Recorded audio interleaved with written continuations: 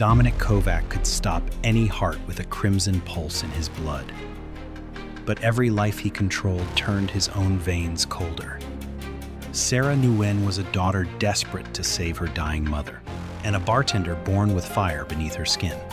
When her warmth touched his curse, love became the one danger neither could survive.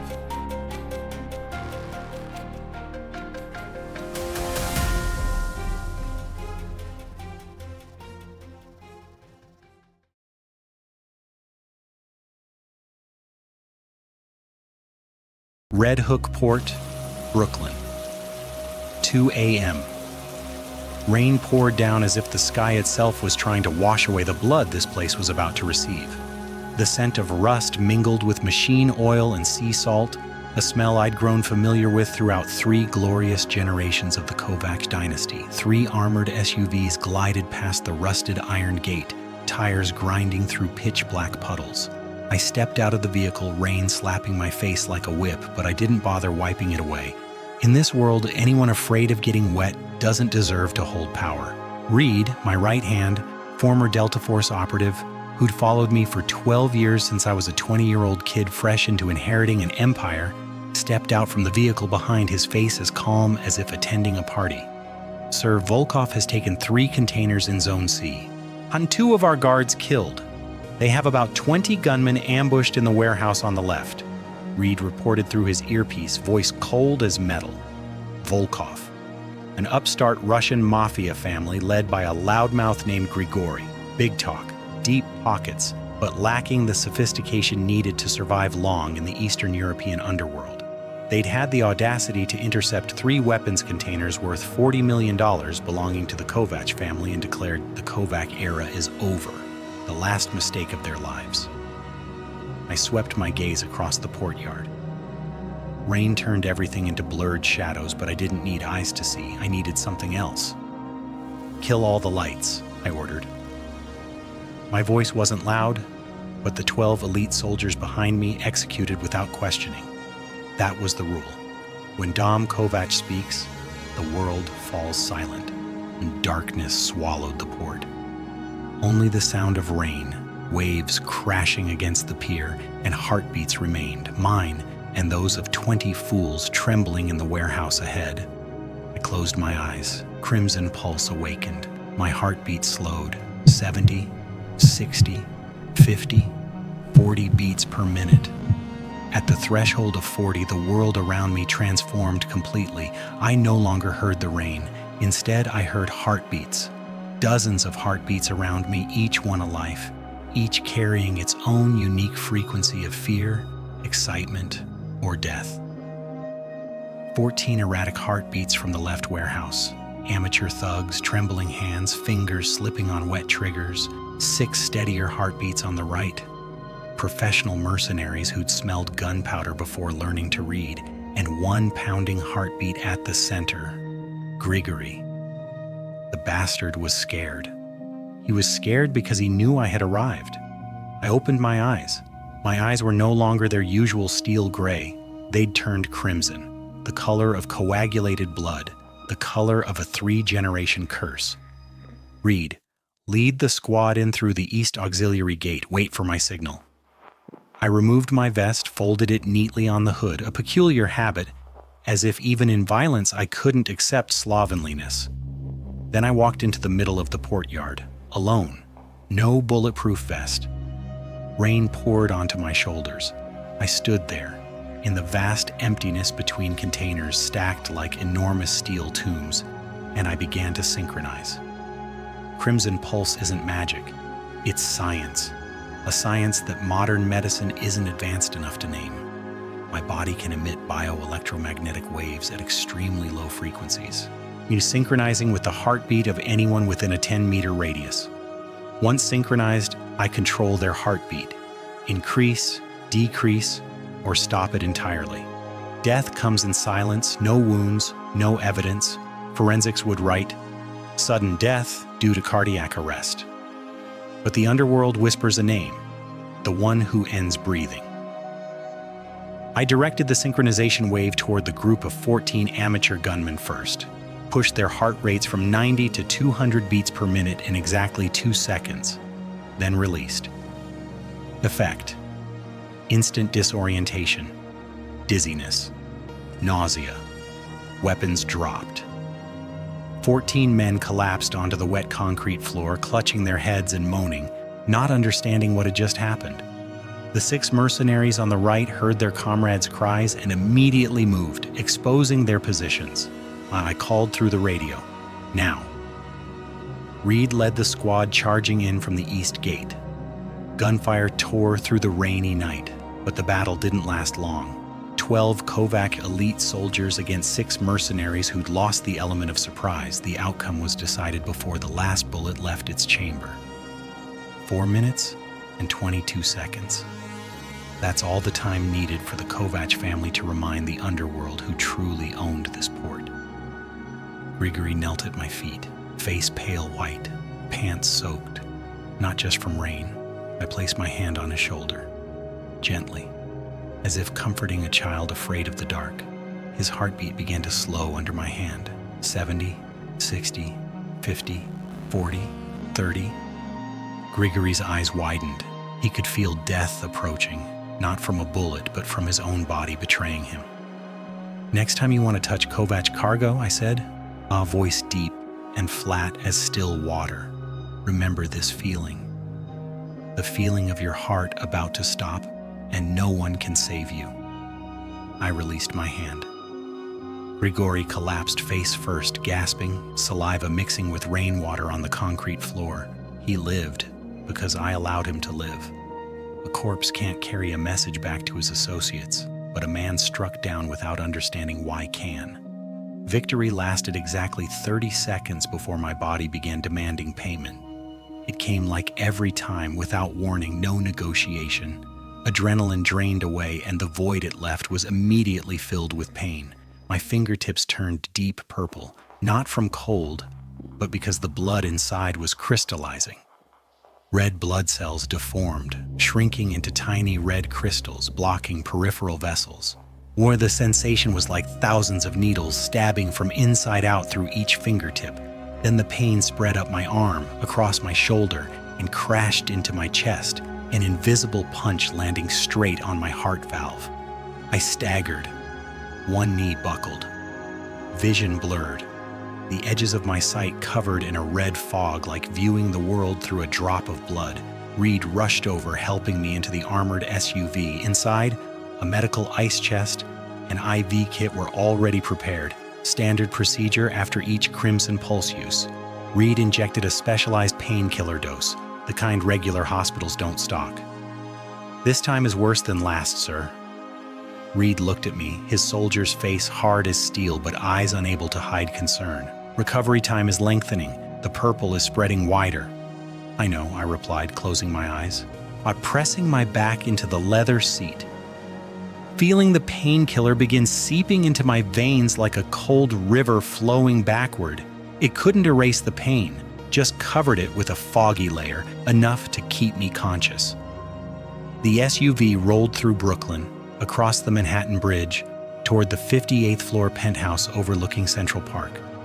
I looked at my fingertips in the darkness, deep purple, almost black, ice cold, like a corpse's fingers. I clenched, released, clenched, released, repeating, as if checking whether I was still alive. Still alive? This time, still alive? Kovac penthouse, 58th floor, Manhattan. 2 hours after the battle, I sat at the dining table, a black oak table 3 meters long, candles burning throughout like a miniature galaxy. Outside, Manhattan blazed with lights, but it was all just a silent backdrop to the 4 most powerful people in the Eastern European underworld in America. My father, Miroslav Miro Kovac, 63 years old, sat at the head. The kingpin had officially retired, but his shadow still covered every decision in the family. Silver hair slicked back, gray eyes identical to mine, but layered with the frost of age and loss. Beside him was Katerina, his second wife, Nikolai's biological mother, a Russian lady with pale green-blue eyes that always contained calculations I could never fully read. Across from me was Alexa, my biological older sister, 35 CFO of Kovac Holdings, and the sharpest financial mind in the family. She didn't carry guns. She carried balance sheets. And in this world, sometimes that was deadlier. Father raised his vodka glass, eyes flashing with pride but heavy when looking at my exhausted face. Volkov has knelt. The Red Hook line is secure. The Kovac empire still stands strong. He paused, looking straight into my eyes. Welcome home, Dominic. Just some stray dogs, Father. Not worthy of being called a battle, I replied, keeping my voice steady. Under the table, my left hand hidden in my pants pocket, fingers still deep purple, aching. Alexa pushed a bowl of hot borscht toward me, the scent of beets and beef bones rich and warm. She looked at me with eyes that only a blood sibling could have, the kind of gaze that penetrates all armor to touch the younger brother trying to appear strong. Eat, Dominic. I know you're hiding your hand in your pocket because your fingers are purple again. Her voice was gentle but accepted no rebuttal. This is Mother Anya's recipe. She always said beets would warm the blood of Kovac men. Mentioning Anya, our birth mother, the atmosphere deflated like a string suddenly released. Mother died 15 years ago, a bullet from a settling of accounts between families in Belgrade. I was 17, standing 3 meters from her and couldn't do anything. That was the night Crimson Pulse awakened for the first time, as if ultimate pain had torn open a membrane layer in my blood vessels I didn't know existed. Father cleared his throat, his aged hand slowly stroking the glass. Your mother. She always said Kovac blood carries both blessing and curse. Our power isn't a gift, Dominic, it's a loan. And the interest is life itself. Mother once told me to watch over you. Alexa continued, her hand lightly touching my shoulder. She feared that too much hardness would make you forget how to recognize when you're in pain. This family needs a flesh and blood leader who knows pain and knows how to rest, Dominic, not a machine. I scooped a spoonful of soup. The warmth spread through my chest. Gentle, familiar, as if Mother Anya was placing her hand on my shoulder from the other side of memory. I know, sister.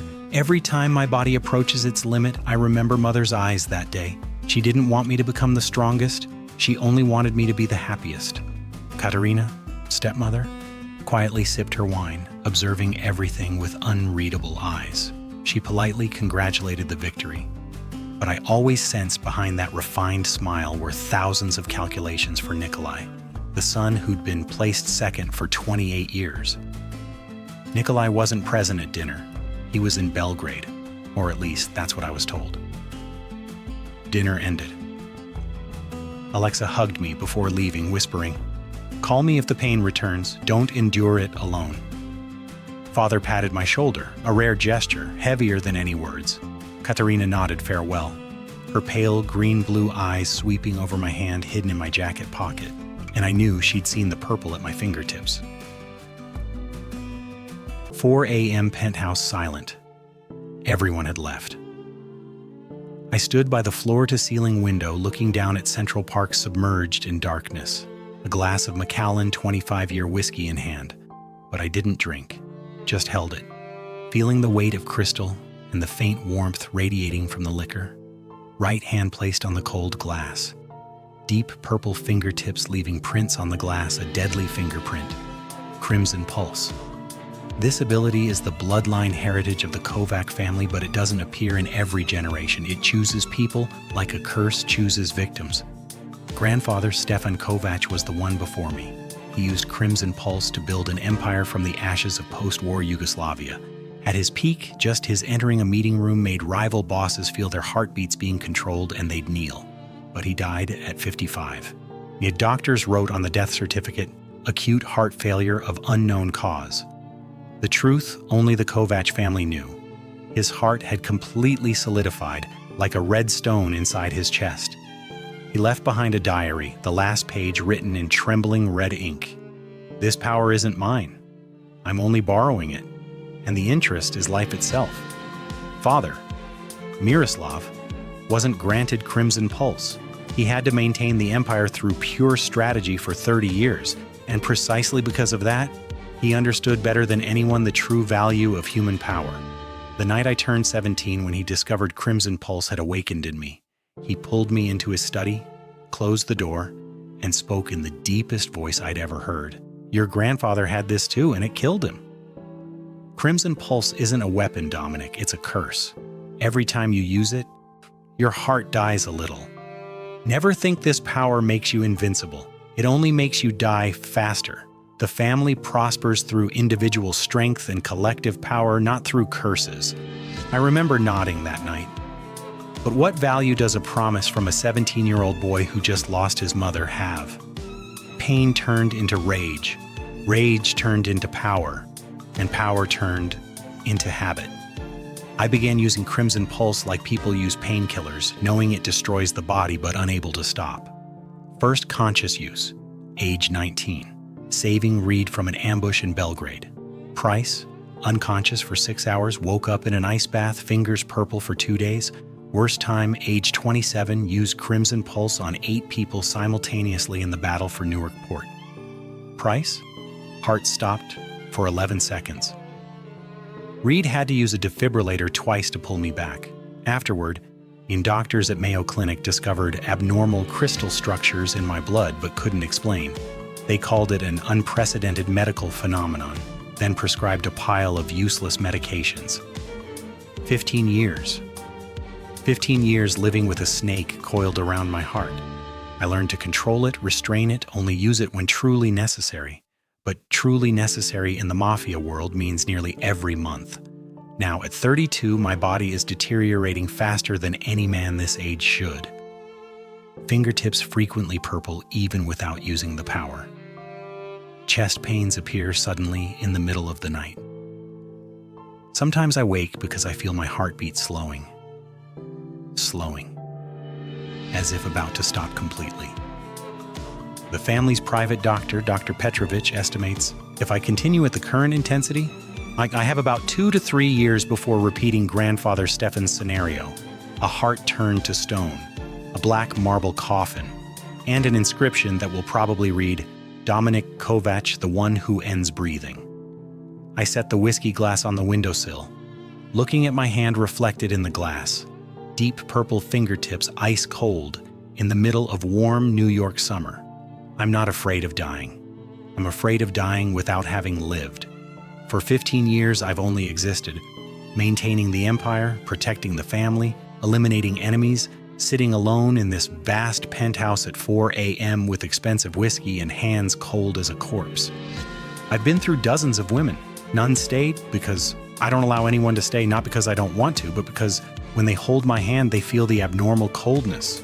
They ask, and I have no answer that doesn't begin with, "My blood carries a curse." Who wants to hear that on a second date? I turned off the lights, sat in darkness, listening to my heartbeat. Slow, steady, but each beat carried the brittle sound of crystals hitting vessel walls like sand in an hourglass slowly falling. How many more beats? How many heartbeats left before everything stops? Down there, New York still blazed bright. 8 million heartbeats beating without worry. And I, who can control any heartbeat among them, can't even control my own. Phone vibrated.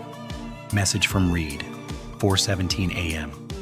"Sir, Dr. Petrovich just sent blood test results after Red Hook. Crystals increased 47% from last month. He says needs to see you urgently." I looked at the message, then at my fingertips. Deep purple, trembling, ice cold in New York summer. 47%. Now the hourglass just fell faster.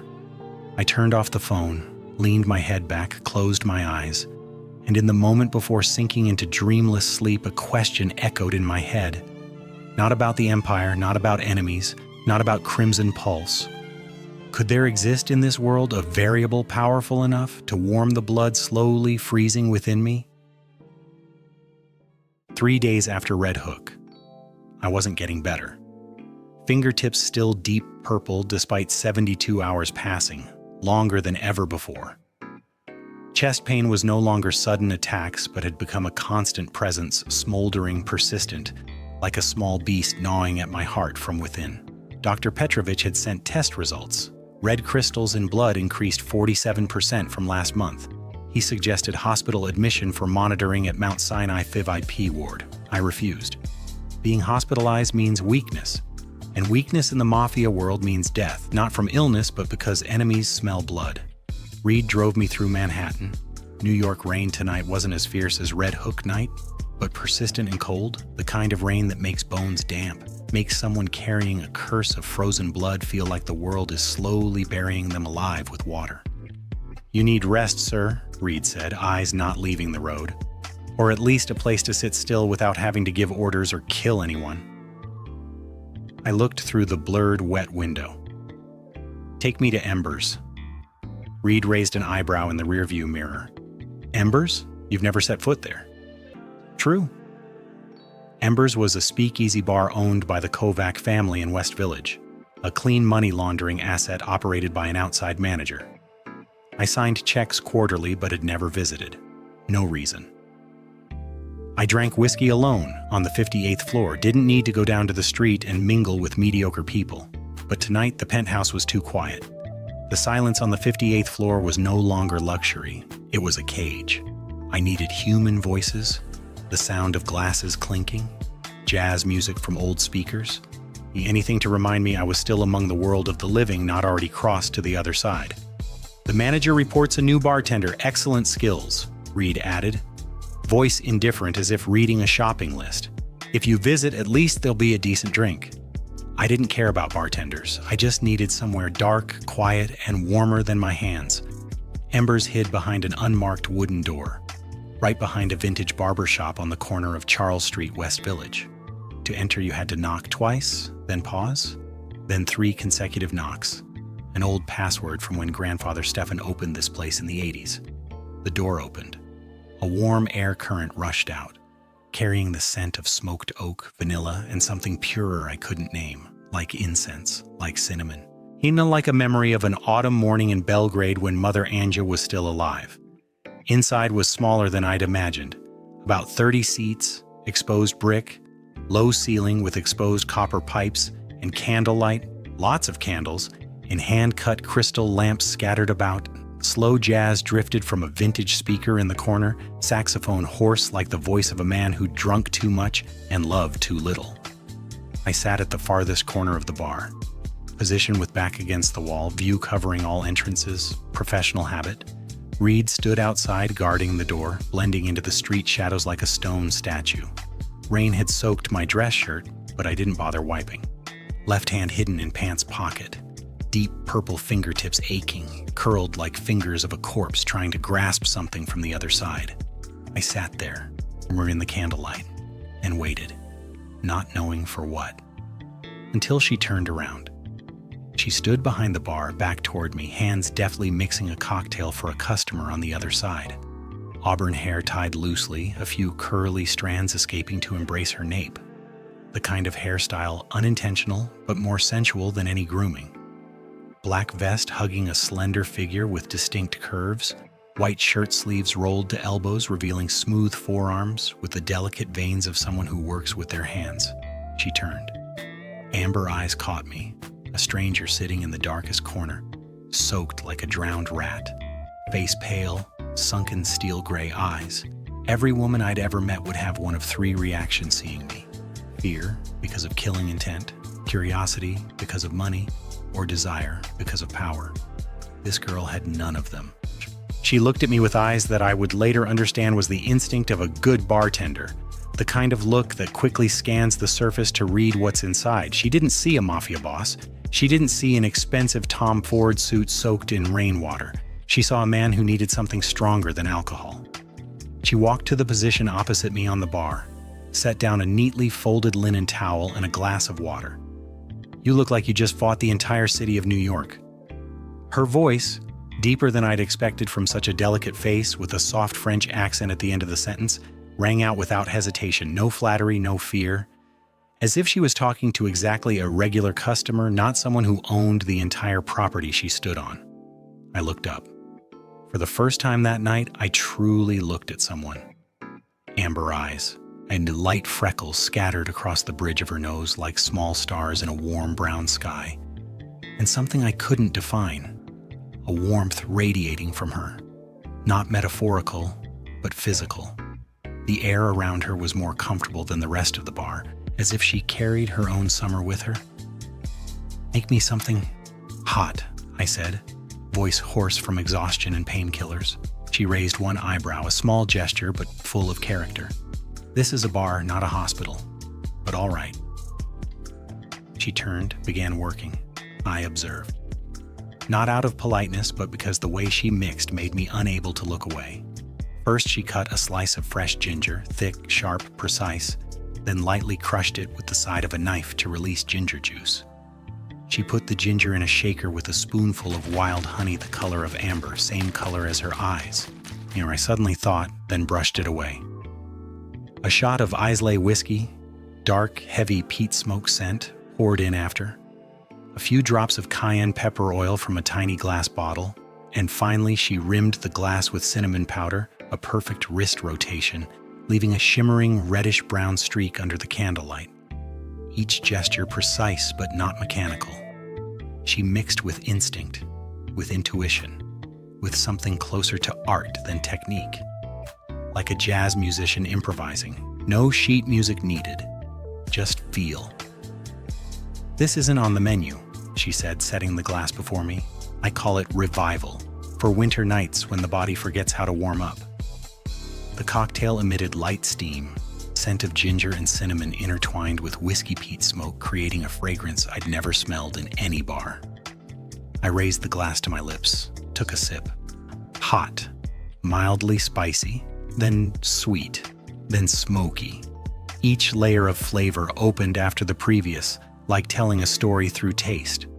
Impressive, I said. And I meant it, a word I rarely used for anyone. She smiled slightly, not the social smile of service staff, but the satisfied smile of an artist knowing their work reached the right person. When she set the glass down, her fingers brushed my hand. Accidental. Just a fleeting moment. Skin touched skin, perhaps not even half a second. But that half second changed everything. At the point of contact, I felt something that 15 years living with Crimson Pulse had never provided. A current of heat flowing backward from her skin into my veins. Not normal warmth. Anyone has a body temperature of 37 degrees. This was different, deeper, more intense, like magma slowly flowing through permafrost. Not destroying, but melting, gently, patiently, but irresistibly. The chest pain eased, not gradually like painkillers, but almost instantly, as if someone had just lifted a boulder from my chest. Fingertips began returning to pink, from deep purple to light purple, then blue, then pink, a process that Dr. Petrovic's medication needed 48 hours to achieve, now happening within a few breaths. I looked down at my hand, looked at the point where her skin had just touched mine, then looked up. She'd turned away, serving customers on the other side, completely unaware of what she'd just done. My heart beat strongly. Not arrhythmia from Crimson Pulse, but something more primal, more ancient, something I'd forgotten how to name. Perhaps it was hope. Perhaps it was survival instinct of someone dying who'd just seen light at the end of the tunnel. Or perhaps it was something a 32-year-old Mafia boss wasn't allowed to acknowledge. I sat there all night. The revival glass had long been empty, but I ordered a second, a third, not because I was thirsty, but because each time she set down a glass, her fingers brushed my skin. And each time, the current of heat flowed in, melting a bit more crystal in my blood vessels. I observed her work. The way she smiled with customers. Not fake, not too warm. Just enough warmth to make people want to return. The way she tilted her head when listening. Auburn hair falling to one side, revealing the delicate curve of her neck. The way she mixed, each glass carrying its own personality, as if she was writing handwritten letters to each drinker. And the way she looked at me, each time she turned toward me, in amber eyes pausing a beat longer than necessary, as if trying to solve a problem whose answer lay right before her but hadn't yet revealed itself. "You've been sitting here all night," she said around 3 a.m., the bar nearly empty. She was wiping glasses, movements leisurely, not rushing to kick out customers. "The drinks here are good," I replied. "Drinks are the same everywhere, only the mixer is different." She set down the glass, looked straight at me. "You didn't come here for drinks." That statement, straightforward, not accusatory, simply observational, made me pause. In my world, no one dared speak directly to Dom Kovac's face. Everyone beat around the bush, flattered, or stayed silent. This girl looked through the steel armor as if it were transparent glass. "You're right," I admitted, for the first time that night saying something completely honest. "I didn't come for drinks." "Then why?" I looked at my hands. Fingertips had returned to nearly normal pink, first time in many days, then looked up, into the amber eyes waiting for an answer. "Because you're the only thing in this world that can keep me alive." But I didn't say that. Instead, I placed money on the bar, 10 times the price of 3 cocktails, stood up and said, "Because tonight, this is the only place in this city that makes me feel warm." She looked at the stack of bills, then at me. Not surprised, not excited, not contemptuous. Just a small smile. The kind of smile from someone who understands that answer was only half the truth, and the other half would come on another night. "Embers opens every night from 9, she said, "if you need more warmth." I walked out. Rain had stopped. West Village streets shimmered with lights reflecting on wet pavement. I took a deep breath. For the first time in many days, lungs filled with air without the familiar stab in my chest. I looked at my hands, pink, warm, alive. What did she just do? Reed waited outside, leaning against the SUV, smoking his one cigarette of the day, a habit I knew he only did when worried. "You look different, sir," Reed said, dropping the cigarette, looking at me with sharp gray eyes. 12 years following me had taught him to read his boss with a glance. "Different how?" "Your color. Better than when you went in. Much better." Reed opened the car door, voice cautious. "What did you drink in there?" I slid into the back seat, closed the door. In the darkness of the cabin, I held my hand before my face, turned it over, back, gazing at the pink fingertips as if looking at magic. "Not drinks," I answered. Silence for a moment. The SUV started rolling through wet streets. Streetlights swept across my face in steady rhythm, light, dark, like the beat of a heart finding itself again. I pulled out my phone, called Reed. "I need a full report." My voice had returned, deep, sharp, no excess emotion. Dom Kovac's voice when giving orders, on the bartender named Sera at Embers. Everything. Background, family, past, health status, especially... I paused, looking at fingertips that had returned to pink. Especially her baseline body temperature. Find medical records, any abnormal notes related to body temperature. "Baseline body temperature?" Reed repeated, voice unable to hide confusion. "Sir, what happened in that bar?" I closed my eyes, leaned my head back. Image of amber eyes under candlelight appeared behind my eyelids, warm, sharp, unafraid. Maybe nothing. Or maybe...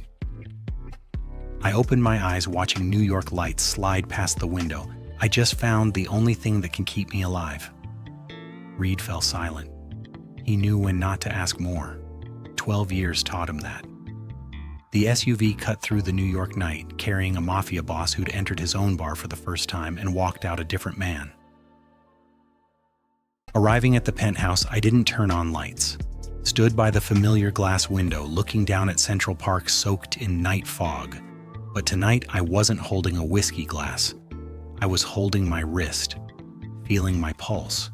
Steady, strong, warm. For the first time in months, I didn't hear the brittle sound of crystals hitting vessel walls. I thought of her, not the way a lustful man thinks. I'd been through enough women to know the difference. This was the thinking of someone drowning who'd just seen the surface. The most primal survival instinct, grab hold, don't let go. But mixed with that instinct was something else. Something so unfamiliar I had to dig through 15 years of memory to find a name for it. She'd looked through me, not through the Mafia armor. Many people want to do that. But through the armor of someone lonely. Something even I didn't know I was wearing. "You didn't come here for drinks." Right, I didn't come for drinks. I came because I was dying. An instinct led me to where there was fire. But did I have the right to be selfish enough to pull an ordinary bartender with amber eyes and a cocktail called Revival into the blood-soaked and cursed world of mine? That question hung suspended in the penthouse darkness, without answer. But I knew one thing for certain: tomorrow night I would return to Embers, and the night after, and the night after that, until I understood why her hands could melt what every doctor on earth was helpless against, or until my heart stopped beating, whichever came first. 5 a.m. Chinatown, Manhattan. I woke before the alarm like every day, not because I'm diligent, but because the hum of the oxygen machine in my mother's room had become my biological clock. Whenever the rhythm changed, slightly different, slightly faster, slightly off, my body automatically woke, heart lurching in my chest before my brain could register. Mom's still breathing. Mom's okay. I sat by the window, hands wrapped around a cup of hot ginger tea. Mom's recipe, the only thing I could make without turning it into a culinary disaster. The sharp scent of ginger mingled with honey and a touch of cinnamon. The smell of childhood, of Marseille, of winter mornings when Mom stood behind her market stall, hands cracked from the wind but smile never fading. Below, Chinatown was waking up.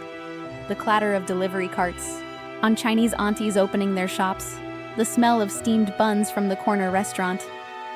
New York, a city I chose not for dreams, but for hospitals. The healthcare system here was better than Marseille, and the dense Asian community helped Mom feel less lonely when I worked nights. My name is Sera Nguyen. 26 years old, bartender. Only child, no father, sick mother, and a pile of hospital bills on the table staring at me with the nasty eyes of debt collectors. That's the short version. The longer version is much more complicated. My father, Luc Beaumont, was a French chef. My mother, Mai Nguyen, was a French chef. My mother, Mai Nguyen, was a woman from Hue, inheriting herbal knowledge from the Nguyen Hoa family, an ancient herbalist clan from Hue that Mom rarely mentioned, only calling them by the simple name, maternal grandparents. Dad and Mom met at Noailles Market in Marseille. He bought lemongrass and ginger for his restaurant. She sold lemongrass and ginger to support her daughter back in Vietnam. They fell in love over spices. Sounds romantic, but the truth is less beautiful. Dad left when I was 8, for a younger, prettier French woman who didn't carry the smell of lemongrass and ginger on her clothes. He left us with a small failing restaurant, a pile of debt, and a question that 18 years later I still couldn't answer. Why can love disappear that fast? Mom didn't cry, or at least, not in front of me. She closed the restaurant, pushed her cart to the old Marseille market, and started selling herbs. Every day, from 5 a.m. to 7 p.m. Lemongrass, ginger, cinnamon, incense, Vietnamese teas she mixed from traditional recipes. Her hands cracked from the Mediterranean winter wind, but she never complained. Not once. My daughter, Mom said one winter evening when I was 10, huddled by the small stove in our cramped kitchen. Men can leave, money can run out, but your hands and your knowledge, no one can take those. I'm passing to you what your grandmother passed to me: how to heal with herbs, how to read people through their eyes, and how to keep yourself warm when the whole world is cold. I didn't fully understand then, but Mom's hand holding mine was hot, always hot, hotter than anyone I'd ever touched. I thought it was just because she'd been cooking. Later I learned, it wasn't the stove. At 14, Mom was diagnosed with chronic obstructive pulmonary disease, COPD, the result of years inhaling charcoal smoke, spice dust, and damp, moldy air in the cramped market space. The doctor said she needed rest, avoid smoke and dust, take expensive medication every month. Mom nodded. Then the next morning, she still pushed her cart to the market at 5 a.m. I knew I had to do something. At 14, I started working as a kitchen helper at a small bar near the old port of Marseille, Le Vieux Port.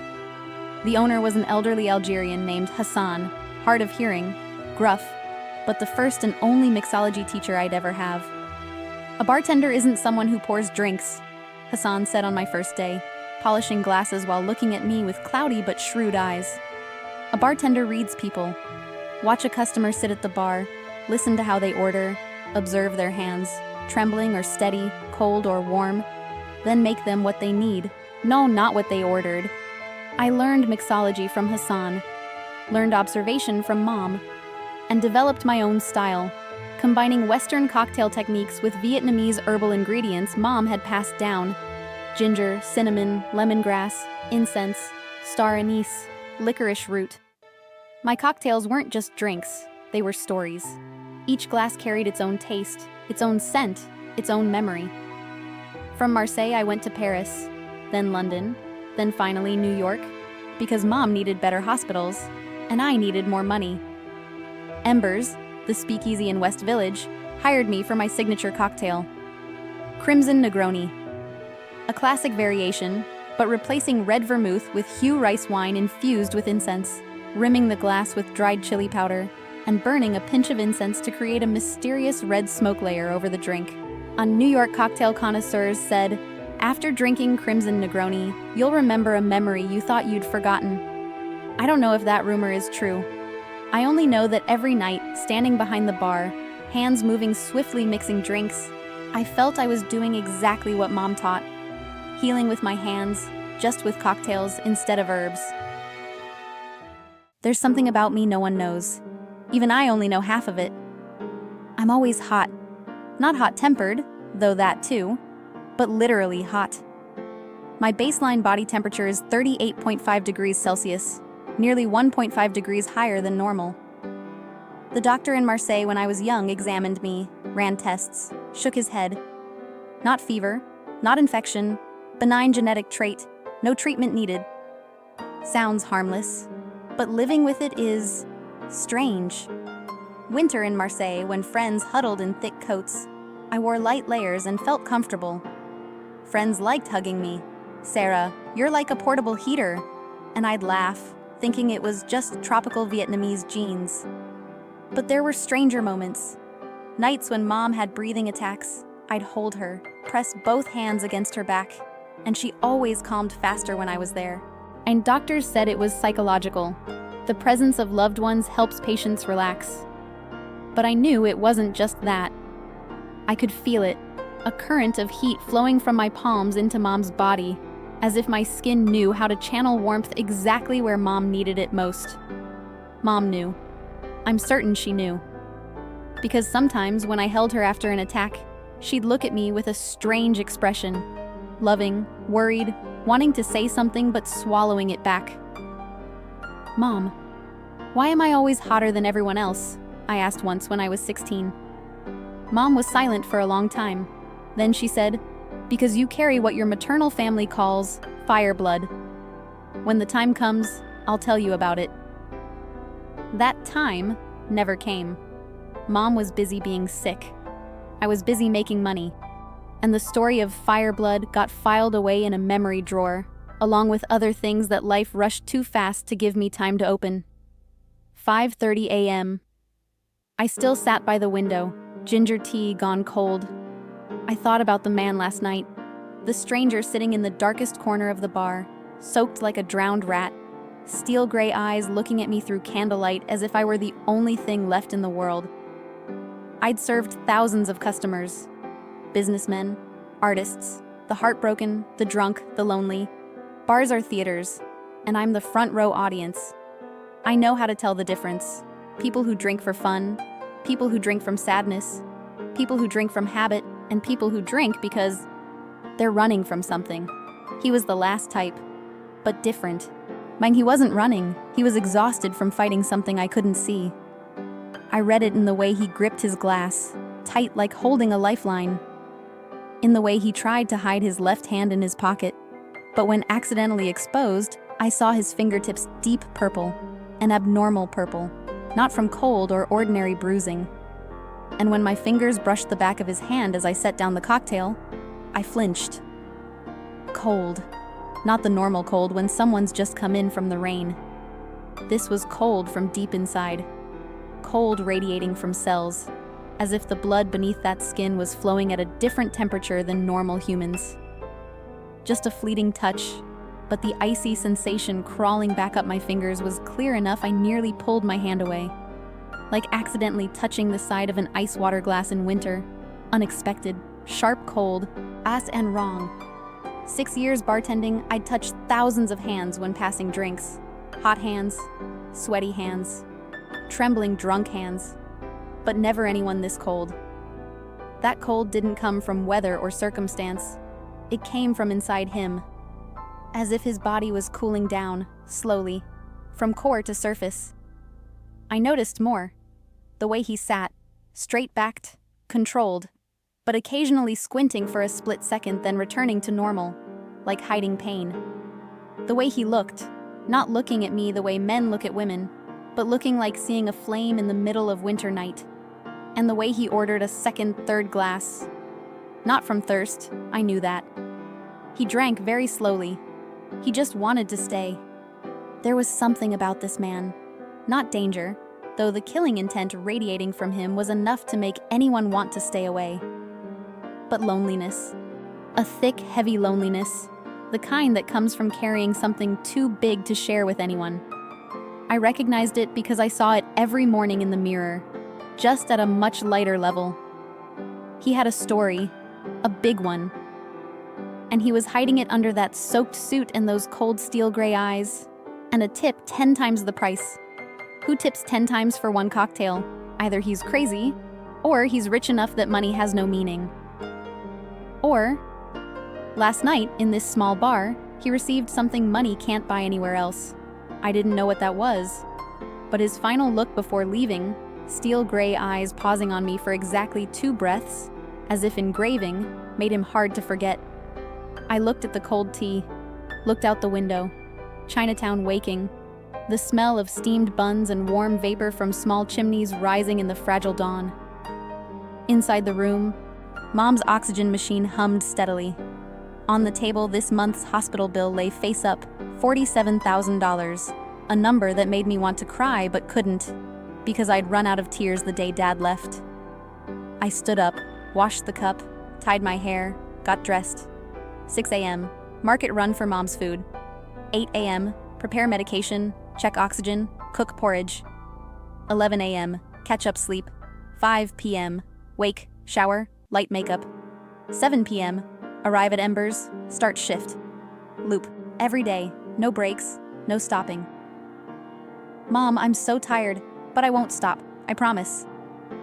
I looked at my hands, warm as always, though New York night cut like knives. The small flame inside had never gone out, no matter how many times life tried to stamp it out. I shook my head, pushed the image of those steel gray eyes from my mind. He was just a stranger who drank and left. This city has 8 million lonely people. One more wouldn't change my life. But I was wrong, because from that night on, he came back.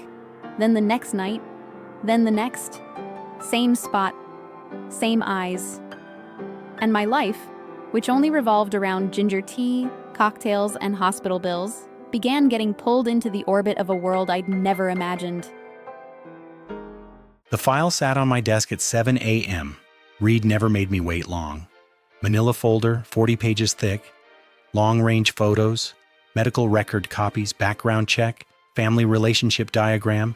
Reed even had a scanned copy of her mother's hospital bill from last month, $47,000 at Mount Sinai. I opened the folder, began reading. Sera Nguyen, 26 years old, French national, Vietnamese descent, born in Marseille. Mother, Mai Nguyen, Vietnamese woman, chronic lung disease, currently being treated at Mount Sinai. Father, Luc Beaumont, French chef, left when she was 8, currently out of contact. No criminal record, no underworld connections, clean. And the last line, the one I'd ordered them to find. Medical records note, abnormally high baseline body temperature, 38.5 degrees Celsius, cause unknown, classified as benign genetic trait. Pediatric doctor's note, Marseille, May 2006. Body heat exceeds normal range, but stable. No intervention needed, monitor periodically, no follow-up notes after that. 38.5 degrees Celsius, baseline, for life. I closed the folder, leaned back in my chair, looked at the ceiling. In my head, 2 parts were at war. The Mafia boss part, the cold, calculating part, said, "This is a resource, heat beyond normal range. She's the cure for Crimson Pulse. Find a way to keep her close, any cost. But another part, the part I thought died the night Mother Anja fell, was saying something else. That part wasn't thinking about 38.5 degrees Celsius or blood crystals. That part was thinking about how she raised her eyebrow when I asked for something hot. A tiny gesture but full of personality, as if she was trying not to laugh at a fool. About how she said, "This is a bar, not a hospital." Straightforward, no flattery, no fear. As if she looked through the Tom Ford suit to see a rain-soaked man who was tired. And about how she made cocktails, each gesture carrying something I had no words for. Not technique. Any bartender has technique. This was presence. When Sera mixed drinks, she wasn't just pouring liquor, she was giving part of herself into the glass. And when I drank, I received not just ginger and whiskey, but the warmth of someone who genuinely cared about the person sitting across from her. I looked down at my hands, fingertips pink. First time in many days. The effect from last night's touch still lingered, like the aftershock of an earthquake whose epicenter was her hands. Reed knocked, entered. "Have you finished reading, sir?" he asked, voice neutral. "Her mother needs $47,000 per month," I said, not looking up. How much does insurance cover?" "About 60%. The rest she pays herself. Bartender salary at Embers, plus tips, minus rent and living expenses. What's left is barely enough. No savings, no emergency fund." I fell silent. A 26-year-old woman alone in New York supporting a critically ill mother, mixing cocktails every night until 3 a.m., and never once breaking down. No complaining, not asking anyone for help, just gritting her teeth and moving forward. In my world, people call that resilience, but that word sounds too gentle for what Sera was carrying. "Tonight I'm going back to Embers," I said. Reed looked at me. He didn't ask why. 12 years taught him. When Dom Kovac makes a decision, reasons are redundant. First night. I sat in the same spot, ordered a revival. Sera set down the glass. Her fingers brushed the back of my hand. A fleeting, unintentional touch, but enough. Heat current flowed into my veins. Chest pain eased. I sat until the bar closed, tipped 5 times the price. Second night, same spot. Sera looked at me when I walked in, nodded slightly. "You're back." Didn't ask why. She made revival without me ordering. This time, when setting down the glass, she paused a beat longer, as if measuring or allowing. Third night. I said the first sentence beyond "make me something hot." Fresh ginger or dried ginger? Sera raised an eyebrow. "You're starting to care about the recipe now?" "I care about the difference. Fresh ginger heats fast, fades fast. Dried ginger, slower, but keeps warmth longer." She looked at me. "Which type are you?" "The type that needs both." Sera didn't answer, just smiled, very lightly. Ate one corner of her mouth, then turned to make a drink for the next customer. Fourth night, I asked her name. Though I knew from the file, I wanted to hear her say it. Sera Nguyen. Vietnamese name? Half. Vietnamese mother, French father, but dad disappeared before I could finish learning French, so I kept mom's last name. She said it gently, without bitterness, without defensiveness. Just the truth, naked and clean. "And you? What's your name besides regular customer who drinks 1 glass every night?" "Dom." "Just Dom?" "For now, just Dom." Fifth night. Sera asked why my hand was always hidden in my pocket. "Cold," I answered. "In the middle of New York summer?" "I'm cold year-round." She looked at me longer than usual. Amber eyes under candlelight looked like 2 drops of bright honey, warm, shrewd, and not fooled at all. Some people are cold because of weather," she said slowly, wiping glasses while watching me. "Some people are cold because of their body, and some people are cold because they've forgotten how to warm up." That sentence hit right in my chest, more accurate than any bullet. Sixth night. I came earlier. Sera was mixing for customers, but seeing me, she nodded toward my spot, the dark corner at the end of the bar, as if it already had a name plaque. I sat down and for the first time felt that Embers wasn't a bar. It was where I returned. Seventh night.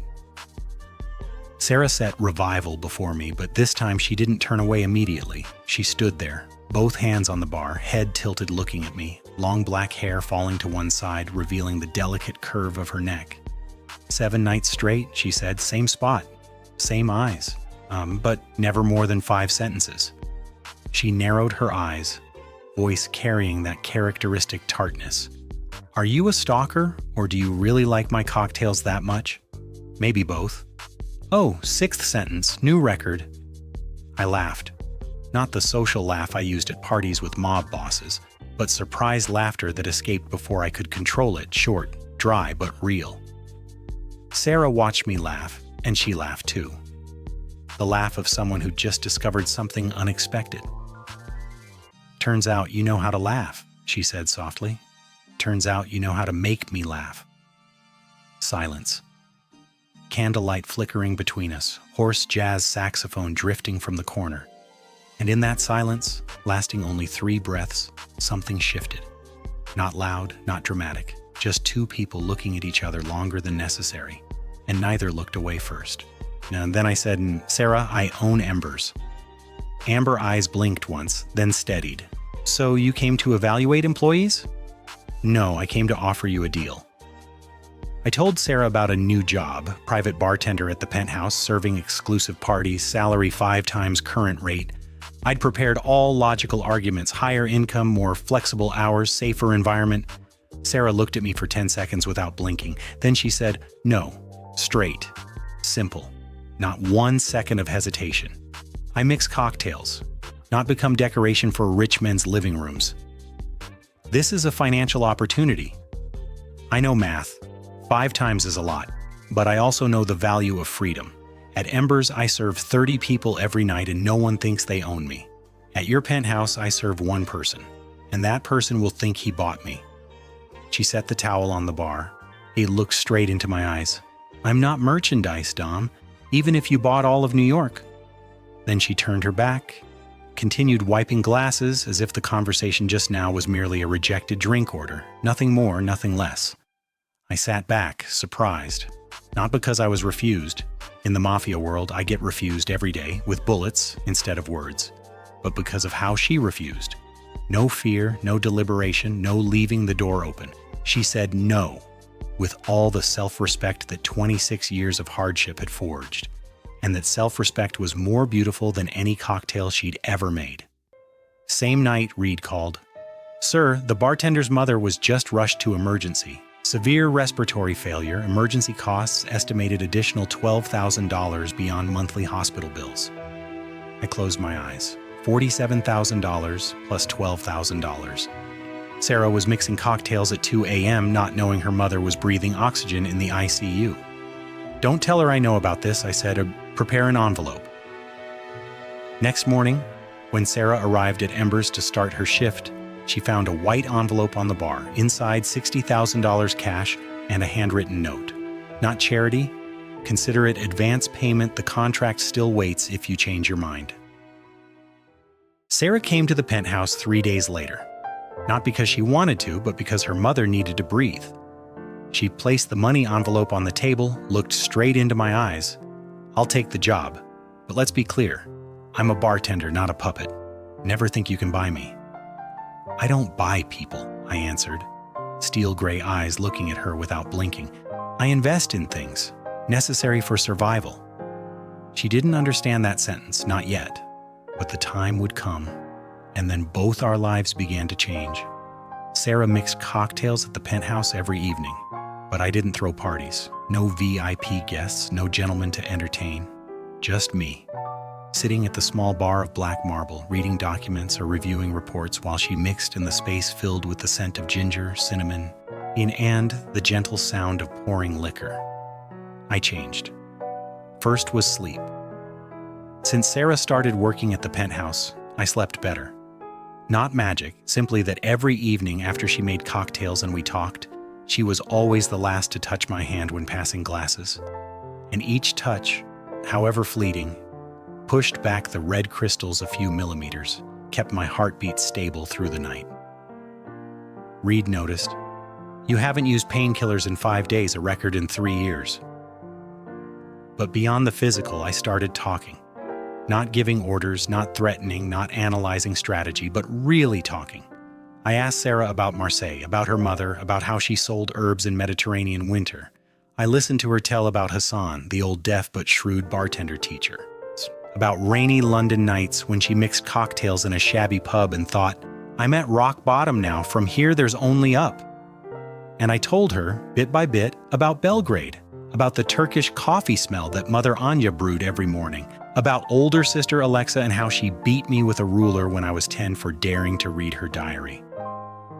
Stories with no beginning or end, meaningless to anyone. But to me, they were proof I'd once been human, before Crimson Pulse turned me into a weapon. Sera changed. The penthouse salary helped her mother transfer to better care at Mount Sinai. Bills were no longer nightly nightmares. For the first time in years, Sera didn't have to stay awake calculating which days had enough money, which days fell short. She smiled more. Not the bartender smile for customers, but real laughter, sudden, when I said something clumsy. And she began sitting closer to me. Unintentional, or she thought unintentional. But every evening, the distance between two chairs at the bar narrowed a few centimeters. By the third week, her elbow nearly touched mine when we both fell silent, listening to jazz from the small Marshall speaker. I realized this is what I'd lacked for 15 years. Not 38.5 degrees Celsius heat, but presence, the ordinary, unpressured, uncalculated presence of someone simply sitting beside you asking for nothing but honesty. 1 month after Sera started working at the penthouse, tonight I wasn't sitting at the bar. I invited her to the rooftop, where I'd never invited anyone. Reed had arranged per instructions, small table, warm string lights, and a bottle of Chateau Petrus 2005 I'd kept in the wine cellar for 7 years waiting for a special occasion, though never knowing what that occasion was. Sera stepped onto the rooftop, paused a beat. Tonight she wasn't wearing the black vest and bartender apron, just a cream silk blouse, simple jeans, and black hair down over her shoulders. First time I'd seen her with hair loose. Wind from the 58th floor blew through, her hair floating lightly, and she looked different. Not more beautiful. She was always beautiful, but softer. As if removing the bartender uniform, she also removed the armor life had forced her to wear for 26 years. Are you inviting me for drinks, or is this a performance review? She asked, familiar tartness in her voice, but eyes smiling. Consider this. The first time I've invited someone just because I wanted to talk, not for work. She sat down. I poured wine. Manhattan spread below, millions of lights like a star carpet at our feet. And then we talked. Really talked. Not the bar counter conversation where she had to divide attention among 30 other customers, but the kind where two people sit facing each other, good wine, just enough cold wind, and no one wants to leave. Sera told about her mother, about my standing selling herbs in Marseille winter, hands cracked from wind but never complaining.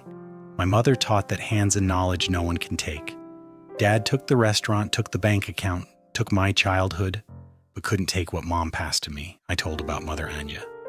About the resilient Serbian woman who taught me real strength isn't making others kneel, but knowing when you should kneel. My mother died when I was 17, I said, voice dropping. My eyes unconsciously turned toward the Manhattan horizon. That night I stood 3 meters from her, and I couldn't do anything. I paused.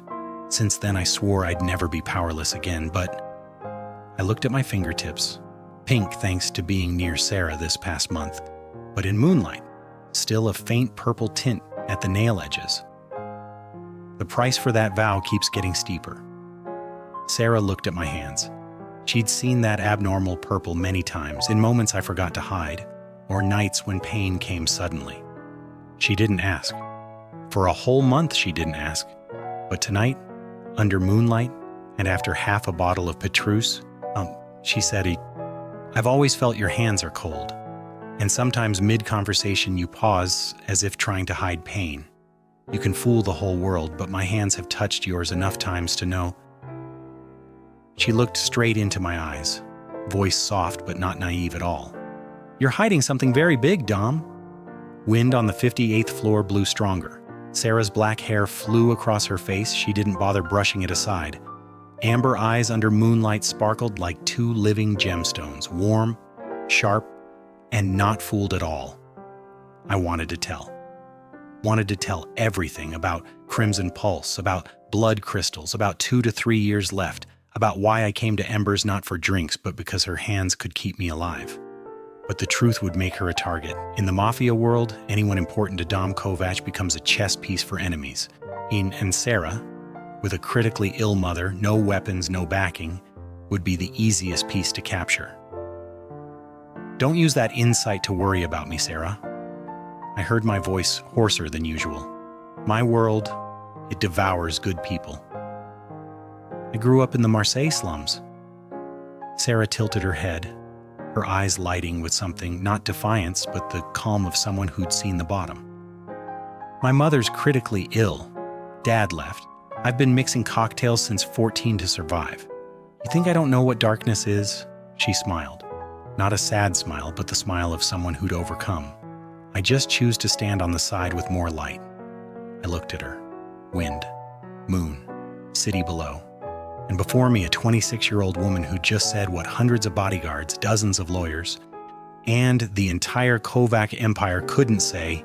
That darkness isn't scary. What's scary is not daring to step toward the light.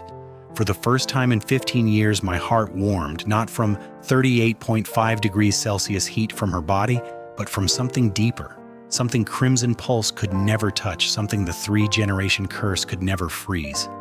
I said nothing more, just raised my wine glass, lightly touched hers. The sound of crystal meeting crystal, clear, resonant, brief, but enough to mark a moment both knew.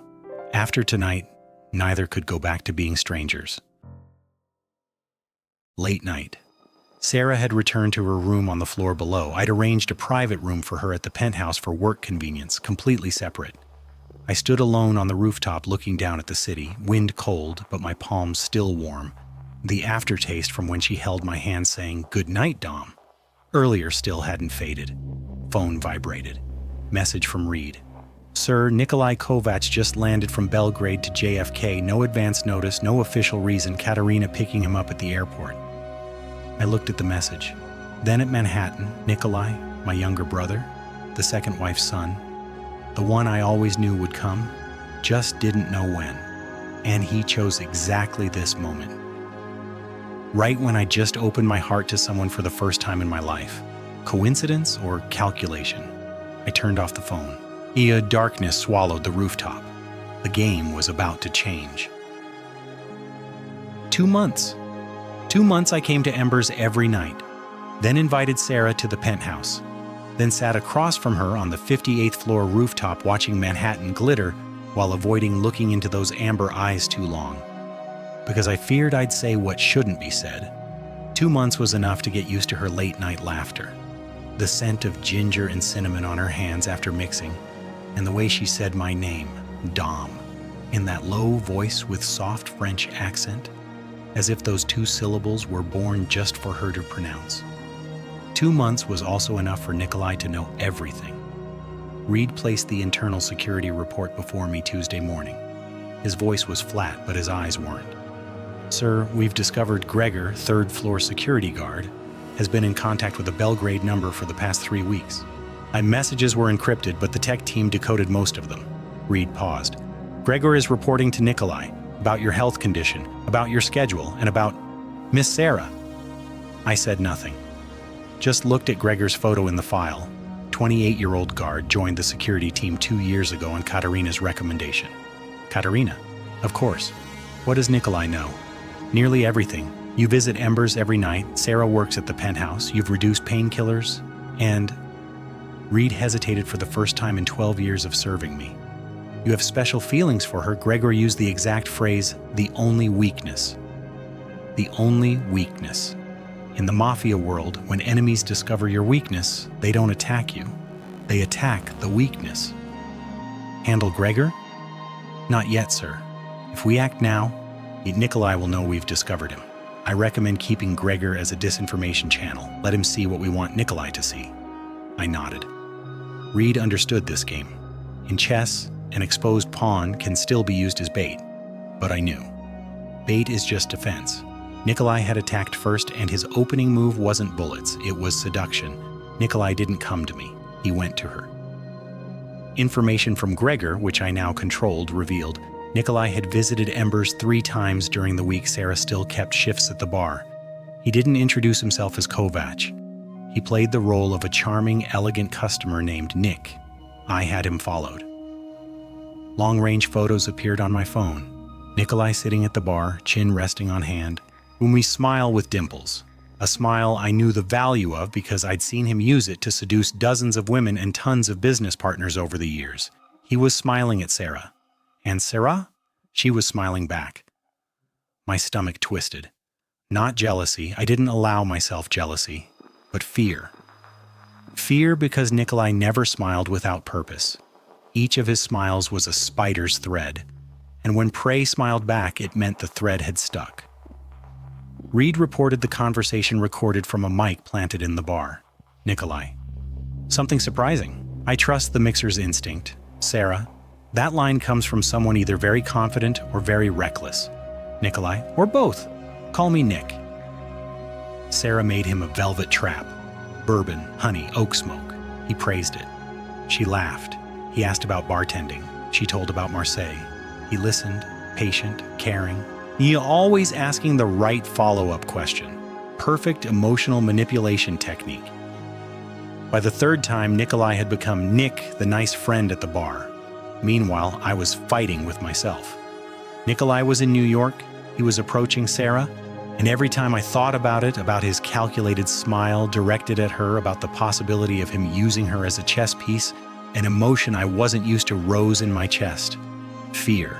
Not fear of Nikolai. I'd faced far more dangerous people, but fear of losing Sera. Fear that my dark world would swallow her before I could shield her. Fear that I, who could make enemies' hearts stop, couldn't protect a 26-year-old bartender from Chinatown. And each time that fear surged, Crimson Pulse responded.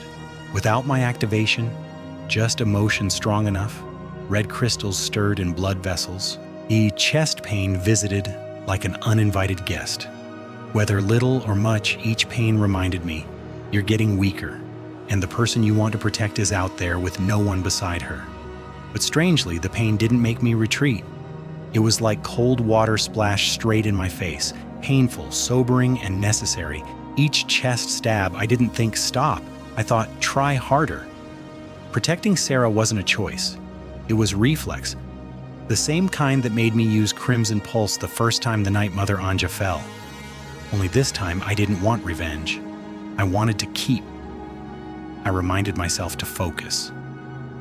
Push Sera aside in my head, not because she wasn't important, but because if I let emotions lead, I'd make mistakes. Nikolai played chess with others' emotions. If I let him see my panic, he wins. Had to be cold, had to be calm. Had to think 3 steps ahead of him. But between nights planning with Reed, between analyses of unusual movements and transactions, occasionally the image of amber eyes under candlelight would pierce through every defensive layer in my head. And each time, my chest would stab, but not from crystals. Keep her safe, at any cost, even if that cost is yourself. 2 weeks after Nikolai arrived in New York, the annual charity fundraiser sponsored by the Kovac family at the Metropolitan Museum of Art. An event I couldn't miss. Sera was sent by Ember's management to bartend. She didn't know this event was organized by my family. She came as a bartender, wearing black uniform, hair neatly tied, professional. But even in service uniform, Sera stood out. Black hair gleaming under chandeliers, amber eyes bright amid a sea of silk and velvet. I stood beside Father Miro greeting guests when I saw her across the hall. My heart stabbed. Not Crimson Pulse, but something purer. She was here, in Kovac's territory, and she didn't know. Then Nikolai appeared. He walked to the mobile bar where Sera was mixing, champagne in hand, sunshine smile. Sera recognized Nick. Her face lit naturally at seeing her friend again. They chatted. He said something, she laughed. He lightly touched her elbow, an intimate gesture calculated from 3 meetings at Embers. I walked over. Each footstep on marble floor echoed evenly like a countdown. Nikolai turned, saw me, his eyes lit. Not joy at seeing his brother, but joy because the trap had sprung. Big brother! Nikolai spread his arms, voice warm. Long time no see." I didn't hug him, just nodded, eyes scanning the distance between him and Sera. Close. Too close. Then Nikolai turned to Sera, smile wider, eyes sparkling with victory. "Oh, Sera, my brother hasn't introduced himself properly, has he? This is my brother, Dominic Kovac, or as the underworld calls him, the one who ends breathing." Time stopped. Sera looked at Nikolai, then at me. Amber eyes widened, not fear, but understanding. Scattered puzzle pieces from the past 2 months fell into place. Dom sitting in the dark corner of the bar every night. Dom who owned Embers. Dom who hired her to the penthouse at an absurd salary. And Nick, the nice friend she'd just met, was Dom's younger brother. She'd been surrounded by the Kovac family without knowing. The air between the three was thick enough to cut with a knife. Hundreds of party guests around continued laughing, talking, raising glasses, but in this small triangle, a war was happening through eyes. Sera set the shaker on the bar, slowly, controlled. She didn't scream, didn't cry, didn't run. She looked straight into my eyes and said in a voice cold, the coldest I'd ever heard from her, "So, my actual boss and my friend Nick are brothers. Interesting." Then she turned to Nikolai. "And you came to Embers 3 times, charmed me with smiles, not because you liked cocktails, but because I have something to do with him." She jutted her chin toward me. Nikolai tilted his head, perfectly feigned innocence. "Sera, I just wanted to protect you from—" "Enough!" Sera cut him off, voice not loud but sharp as a knife. She looked at both Kovac brothers with eyes I'd only seen once. The first night when she said, "This is a bar, not a hospital." The eyes of someone who fears no one. "I don't know what game you're playing, but I'm not a chess piece." She removed her apron, placed it on the bar, and walked away. Back straight, steps firm, through hundreds of eyes. Sera Nguyen, 26 years old, bartender, had just walked out of New York's most lavish party without looking back. Nikolai sipped champagne, eyes tracking her silhouette disappearing behind the door. He turned to me, smile still intact, but voice dropped. Only brothers could hear. "She's got fire, big brother. Shame fire usually burns both sides." I looked at Nikolai. My steel gray eyes met his pale green blue, 2 products of the same bloodline, but different down to every cell. I said nothing. Didn't need to. He understood, and so did I. The war between the Kovac brothers had officially begun, and Sera stood in the middle, 2 days of silence. Sera didn't answer calls, didn't come to the penthouse, didn't come to Embers. She disappeared into Chinatown, like dissolving into 8 million New Yorkers, and for anyone else, that would be the end. But I wasn't anyone else. I was Dom Kovac, and I had Reed. Reed reported Sera's at home, caring for her mother, not going out. She'd returned the penthouse key card via mail with a short note. "I quit. Thank you for everything." I held the note, looking at the handwriting, neat, decisive, not one crossed out mark. She wrote like she made cocktails, precise, nothing extra, nothing missing. I was losing her. That thought hit my chest harder than any Crimson Pulse backlash, harder than Red Hook night, harder than 11 seconds of stopped heart at Newark, because those only hurt physically. But losing Sera, losing late night laughter, losing ginger cinnamon scent, losing amber eyes that looked through every armor hurt somewhere red crystals couldn't reach. Then on the second night, Nikolai made his next move. Reed called at 11 p.m. "Sir, someone sent a package to Miss Sera's apartment. Black velvet box, no sender name. Our men stationed outside took photos." Photo appeared on screen. Black velvet box, inside a dried black rose lying on white silk, and a handwritten card in dark blue ink. "This rose symbolizes everything my brother touches. They all die. Do you want to be the next rose?" No signature. Didn't need one. Both Sera and I knew who sent it, but what froze my blood faster than any Crimson Pulse backlash was, the box was delivered right to the 5th floor apartment door in Chinatown, not sent to Embers, where Sera worked publicly, but to her home, where Mai was lying breathing oxygen, unable to run, unable to defend herself.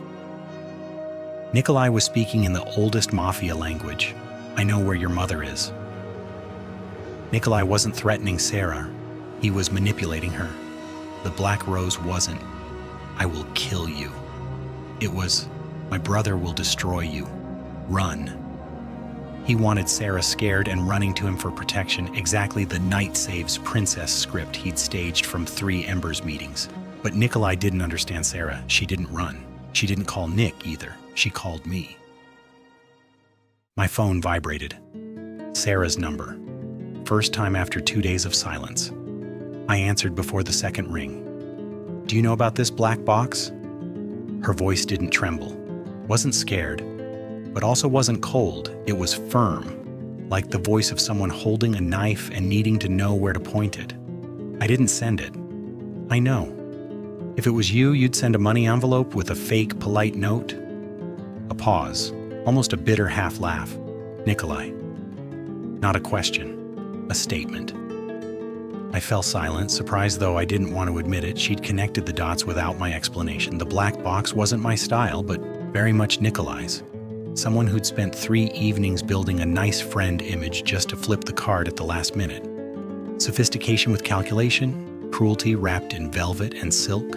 These 6 years reading customers behind the bar had given Sera something money couldn't buy. Instinct to distinguish real people from actors. "Sera, listen to me." "Not yet. You listen to me first." Her voice hardened. These 2 days I didn't answer, not because I was scared, but because I needed to think.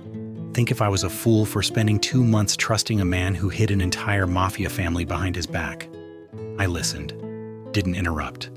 This was when Sera needed to speak, and I needed to be silent. "And I've finished thinking." She took a breath. I heard it clearly through the phone, slightly trembling at the end, though her voice remained steady. "You hid things from me. Yes, I'm angry. But you hid because you didn't know how to tell. I saw that every night at the bar. The way you'd open your mouth, then close it again. The way you'd look at me like wanting to say something, then turn away. You're clumsy, Dom. Genuinely clumsy." She paused. When she continued, her voice dropped, not softer but heavier. "But Nick, he wasn't clumsy. He was perfect. Every word at the right time, every smile the right dose, every gesture touching my elbow so precise it was fake. I've made cocktails for thousands of people, Dom. I know what an actor looks like versus someone who's trying. You try. He performs." I closed my eyes, gripped the phone until the crystal screen creaked. "But that's not why I'm calling." Sera's voice changed, sharper, more urgent. And for the first time I heard what she hid better than anyone. Fear, not fear for herself. "The black box was sent to my home, Dom, not Embers. Home, where my mother is lying." My mother, the only person in this world I'd trade everything to protect, is breathing oxygen in the room on the other side of the wall, exactly 3 meters from that damned box. Her voice caught for 1 beat, just 1. Then returned steady, but I'd heard it. And that catch hurt more than any chest pain Crimson Pulse ever brought. "I can endure everything for myself. Dad leaving, I endured. Making cocktails till 3 a.m., I endured. Being deceived by 2 Kovac brothers, I endured. But if anyone touches my mother..." She didn't finish. Didn't need to. I spoke, voice low and slow. Not a command, but a promise. "No one will touch I swear." "Don't swear. Act." Sera shot back, sharp as a blade. "Tell me what I should do." "Pack for your mother, whatever's most necessary, medication, portable oxygen, documents. I'll be there in 20 minutes. "Where are we going?" "My villa in Montauk, out on the island, 2 hours drive from Manhattan. Armored security. Nikolai has no one there." Silence. I heard her breathing, steady but shallow. The kind of breathing from someone weighing options at high speed. Behind, the oxygen machine hummed. My sleeping, not knowing that 3 meters away, her daughter was making a decision that could change both their lives. "I'm not a bird in a cage, Dominic." She called me Dominic. Full name, not Dom. She was angry, but she was also choosing. "I know," I said. "You're not a bird. You're the one holding the key. Whether you want to open the door and step in or not, entirely your decision. And whenever you want to leave, I'll open the gate. A long beat. Mar, I have conditions. Say them. First, I'm here because of my mother, not because of you. Don't confuse that. Noted. Second, you explain everything. Nikolai, Embers, why you hired me, why your hands are always cold. No hiding, no beating around the bush. If I discover you've hidden anything else, however small, I'll take Mom and leave immediately. I'd rather risk my life in Chinatown than live in a safe lie. Understood. Third, she paused. This time not to gather her voice, but because the next sentence was heavier than she thought. Don't let my mother be afraid. She knows nothing about your world, and I want to keep it that way. To Mom, we're just friends. Can you do that? The last sentence, lightest but most revealing. Sera wasn't just protecting her mother from physical danger. She was protecting her from fear, because Mai had endured enough: husband leaving, illness, foreign land. Sera refused to let her mother live one more second in fear, even if the price was carrying that fear alone. Mai will never have to fear anything under my roof, I said. I promise. Not Mafia-style promise. The kind a man makes to a woman he respects. Silence. Longest tonight. Then Sera exhaled, a heavy breath, like dropping something she'd carried too long. Not the breath of surrender, but of someone choosing to fight by accepting an ally, even if that ally hadn't yet fully earned trust. 20 minutes. Don't be late. She hung up. I stood in the dark penthouse, phone still pressed to my ear, hearing the dial tone echo in the emptiness. She didn't say yes, didn't say thank you, didn't say I trust you. She said, 20 minutes. Ludi, don't be late. That was Sera. Even stepping into a Mafia boss's territory, she was still the one giving orders. The armored SUV cut through the night, carrying 3 people, me, Sera, and Mai.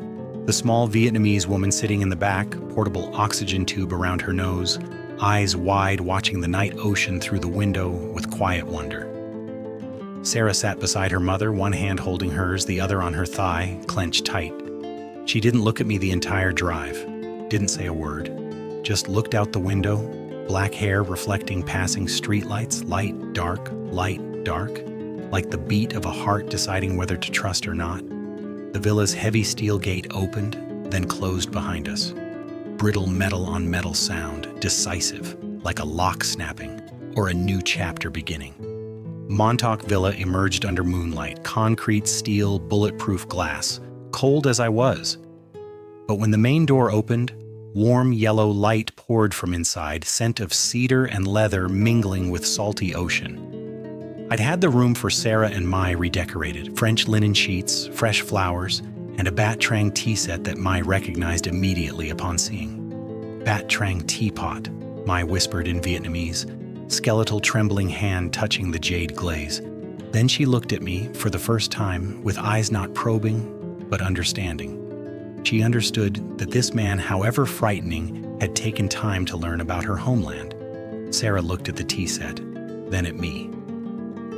In those amber eyes, anger remained, but beneath, for the first time, I saw a small crack, and through that crack, something warm was seeping out, though she tried to hold it back.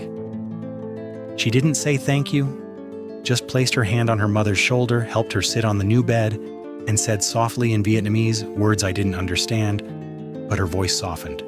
Sleep, Mom. We're safe here. Then she turned to me standing at the door and said in English, voice not soft but no longer steel sharp, I'm here because of my mother. I need you to explain everything. Nikolai, Embers, why you hired me, all of it, no hiding. I know. And if the answers aren't convincing enough, I'll take Mom and leave first thing tomorrow morning. I know. She looked at me 3 more seconds, then stepped into the room, closed the door. I stood outside the hallway, back against cold stone wall, hearing ocean waves roaring below the cliff. My fingertips turned deep purple again. 2 days without being near Sera, crystals had begun accumulating. Familiar chest pain returned, gentle but patient, like a beast knowing that if it waited long enough, prey would exhaust. But tonight I didn't think about crystals or pain. I thought about the door just closed before me. Behind it was the only woman in the world who could keep me alive, and she was angry at me. Tomorrow I'd tell the truth. Not everything. I wasn't ready for Crimson Pulse, but enough for her to understand why I did what I did, and pray that enough would make her stay. The first morning in Montauk, I woke to silence. Not Chinatown silence, where silence meant just the garbage truck at 5 a.m., the third-floor auntie's dry cough, and the familiar hum of the oxygen machine. This was different silence. Deep. Complete. Only ocean waves beating steady rhythm below the cliff, like the breath of a giant creature sleeping. I lay on the bed, French linen sheets, the kind I recognized immediately because I'd seen them in Merci Paris catalogs but never dared touch because they cost a month's rent. Room 3 times the size of the Chinatown apartment, natural stone walls, heated walnut floors. On the nightstand, a vase of fresh flowers, white peonies, and a handwritten note. Kitchen open 24/7, fridge fully stocked. If you need anything, press button by bed. Maria will arrive in 2 minutes. Our D, not Dom, not Dominic Kovac, Kovac family boss. Just D. As if in this house he allowed himself to be just one letter. I stepped into Mom's room, adjacent, with connecting door. Mai was already up, sitting by the window watching the ocean, hand lifting tea from the Batrang set, early sunlight illuminating her thin but peaceful face. Portable oxygen machine beside the chair, smaller, more modern, quieter than the old machine in Chinatown. I recognized someone had replaced medical equipment with the highest quality, the kind Mount Sinai charged $800 per day to rent. Sera, come here, dear. Mom waved, voice faint but brighter than recent months. Look at the ocean, so much like Da Nang in the old days. I sat beside Mom. She held my hand, skeletal, bony, but warm. Always warm, like me. Mister. Ay, Kovac's son is so kind, Mom said in Vietnamese, looking at the ocean. Beautiful house by the sea, lovely helper Maria. Your friend? Friend. That was the word I'd told Dom to use, and he'd kept his word. To Mom, he was just Dom, Sarah's friend, letting us stay a few days while our place is being fixed. Mom believed. Or chose to believe, because she was too tired to doubt. And this house gave her what the Chinatown apartment didn't. Peace. Yes, Mom, just a friend, I said, and swallowed the lump in my throat. The first 3 days in Montauk passed in a rhythm I'd never known existed. Morning. I woke, drank tea with Mom by the ocean view window. Maria, Filipino housekeeper, 50 years old, hair neatly tied, broad smile, brought breakfast to the room. Oatmeal with honey and berries for me, and white porridge with salted egg and fried shallots for Mom. Someone had researched what my mother ate for breakfast and told the kitchen to prepare it. I didn't ask who someone was. Afternoon, Mom napped. I walked along the beach, within range allowed by 2 plainclothes guards. Montauk wine salty, strong, blowing hair across my face.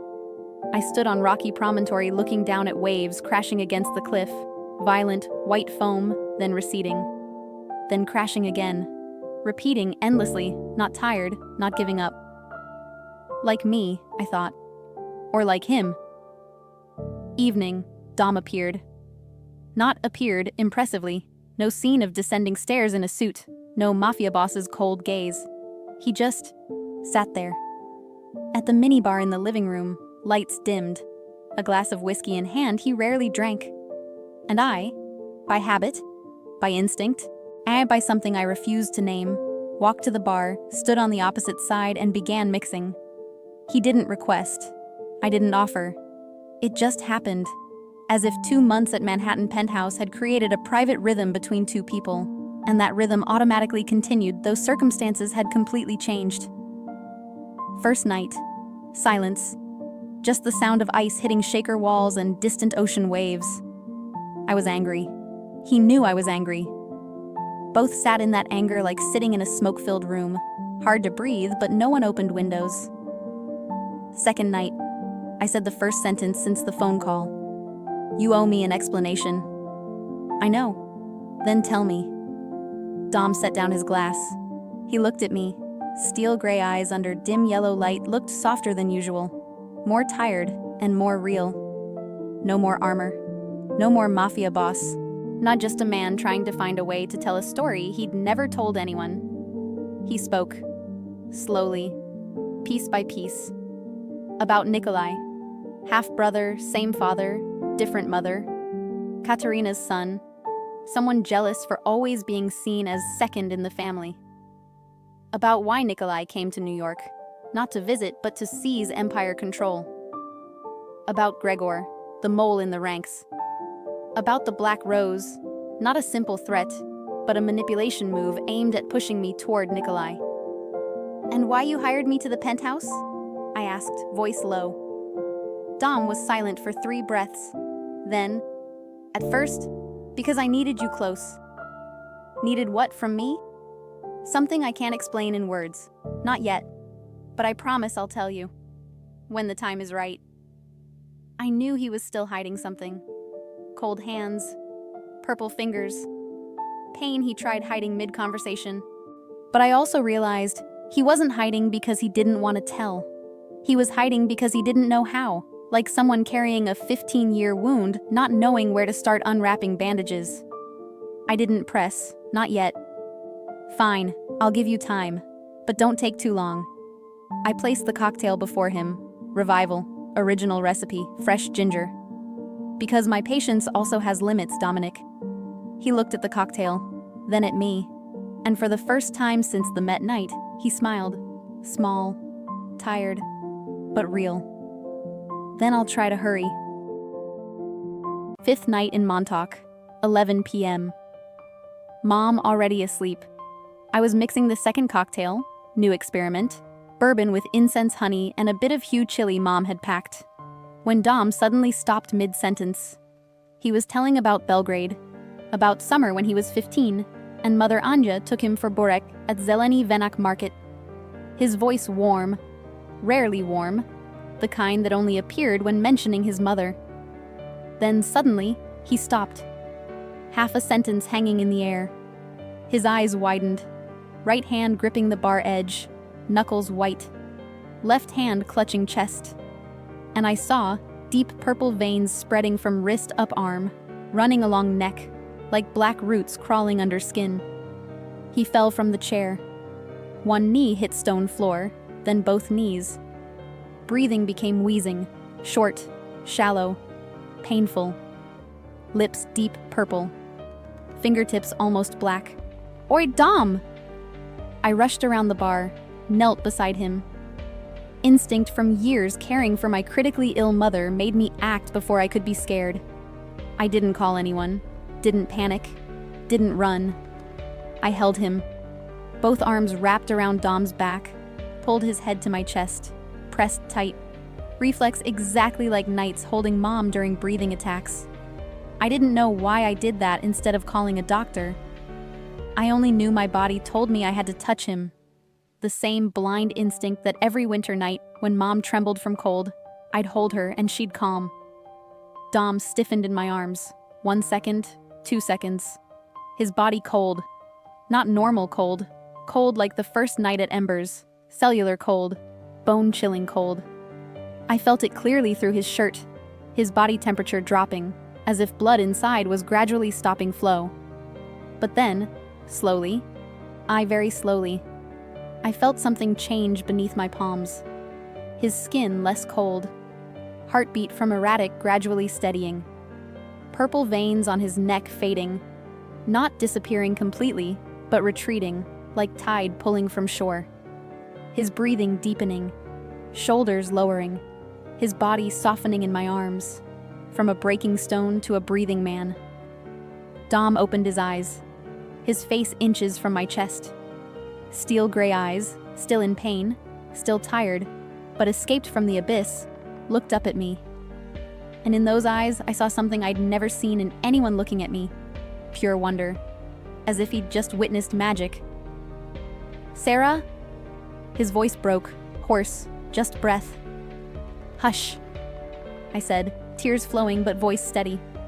"Don't say anything, just breathe." He didn't hush. He raised his hand, palm still slightly purple, trembling, and touched my face.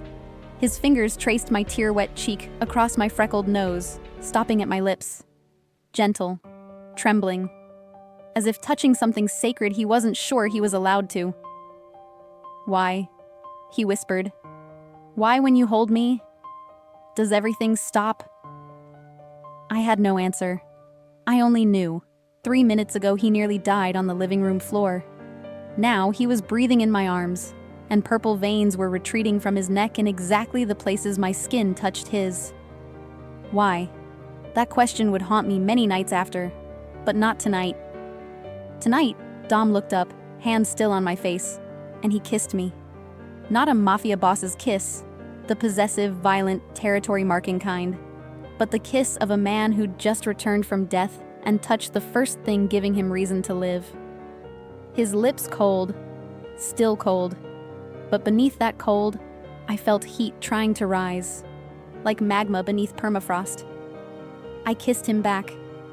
Taste of salt, my tears, taste of iron, blood on his lips bitten trying to endure pain, and warmth spreading slowly between two lips, between two bodies kneeling on cold stone floor, between ocean waves roaring outside windows.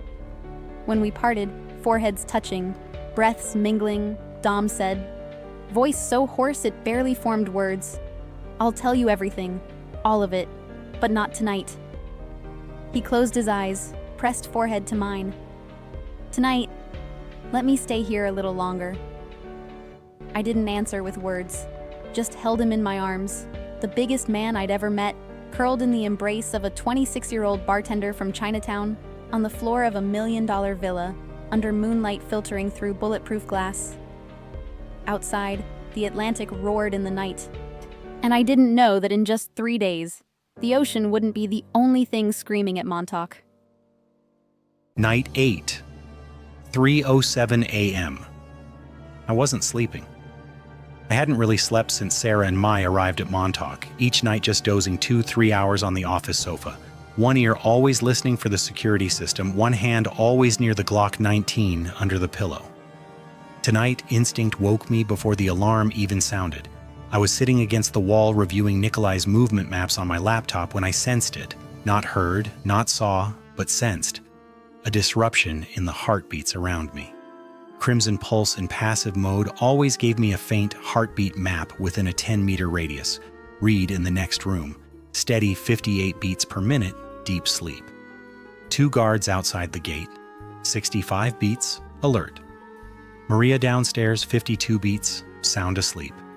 Then suddenly, 2 heartbeats at the gate disappeared. Not slowing, not erratic, gone, from 65 to 0 in half a second. Silenced weapons, professional. I bolted from the sofa, grabbed the Glock, shouted into the radio, "Reed, gate compromised, code red!" Reed woke in 0.8 seconds. 12 years special ops wasn't just for decoration on a resume. He burst into the hallway same time as me, eyes razor sharp, gun already loaded. "How many?" Reed asked, voice flat as if asking about weather.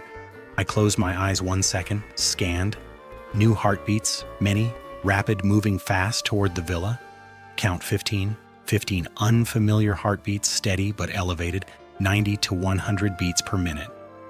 Professional mercenaries, adrenaline pumped, ready to fight. 15 men, east and south approaches, beach route. I opened my eyes. Chechen. Reed didn't ask how I knew. He'd seen Crimson Pulse enough times not to ask useless questions. "Gregor," I said. The mole had sent Nikolai Villa blueprints. But he'd sent the blueprints I let him see, wrong ones, marking Sera's room on the first floor east wing. Actually, she was second floor west. "First floor trap ready?" I asked. Reed nodded, finger already on the activation remote. "Flash grenades and knockout gas, 90 seconds effective. Activate when they enter the trap room. I'm going to second floor." I ran up the stairs, 2 steps at a time, Glock in right hand, heart at 50 beats per minute. No faster, no slower. Crimson Pulse kept my heartbeat absolutely stable in combat. The only advantage of this curse I was grateful for. Sound of breaking glass downstairs, they were in. I stood at the top of the second floor stairs, back pressed to wall, Crimson Pulse scanning continuously. Below, 8 heartbeats rushing toward the fake Sera's room on first floor. Fast, aggressive. believing the target was sleeping behind that door. Trap room door burst open. They rushed in. Reed pressed the button. Boom! Flash grenade detonated, blinding white light piercing through floor cracks to second floor, deafening explosion echoing off concrete walls. Immediately after, continuous hissing. Knockout gas spraying from ventilation system, high concentration, modified from the villa's existing sanitization system. 8 heartbeats went erratic, 120, 130, 140, then dropped. Each beat slowing, steadying, then falling into unconsciousness. 90 seconds. 8 men down. 7 left. They heard the explosion. Knew they'd been tricked. Their heartbeats changed. Not panicked, but focused. Chechen mercenaries weren't the type to run when traps sprung. They adjusted, moved, searched for the real target. And they found it. Stairs to second floor. I heard them before seeing them. 7 heartbeats climbing. Footsteps light. Disciplined submachine guns pressed close. They knew where the real room was. Maybe Gregor had a second set of blueprints or they used thermal scanners. Didn't matter. They were coming. And between the second floor stairwell and Sera's door stood only me. I took a deep breath, closed my eyes, then opened them, eyes turning crimson. First 3 men appeared at the foot of stairs. I synchronized all 3 heartbeats, pushed to 200 beats per minute in 2 seconds, then released.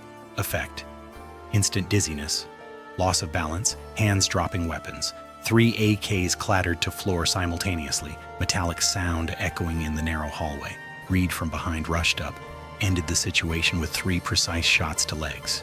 Incapacitate, not kill. We needed hostages to trace back to Nikolai. 4 remaining men, including the commander, didn't come upstairs. They took another route.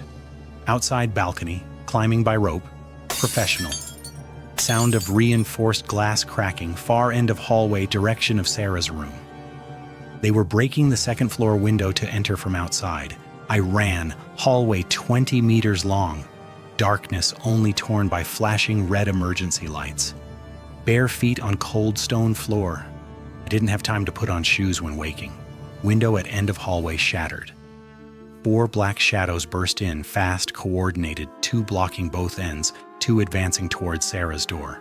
I stood in the middle of the hallway, between them and the door behind me, the door where on the other side Sera was holding her mother on the floor, eyes wide, and my breathing oxygen trembling. "You're not getting through," I said, voice deep, flat, like talking to colleagues in a meeting room rather than 4 gunmen pointing barrels at my chest. The Chechen commander, big, bearded, cold eyes, looked at me through infrared scope. He didn't charge. He assessed. Then he fired. No warning, no negotiation. Bullet went. I sensed the bullet before it arrived. Crimson pulse gave me heartbeat reflex. When enemy's finger squeezed trigger, his heartbeat jumped 3 beats, giving me 0.2 seconds to twist. Not enough.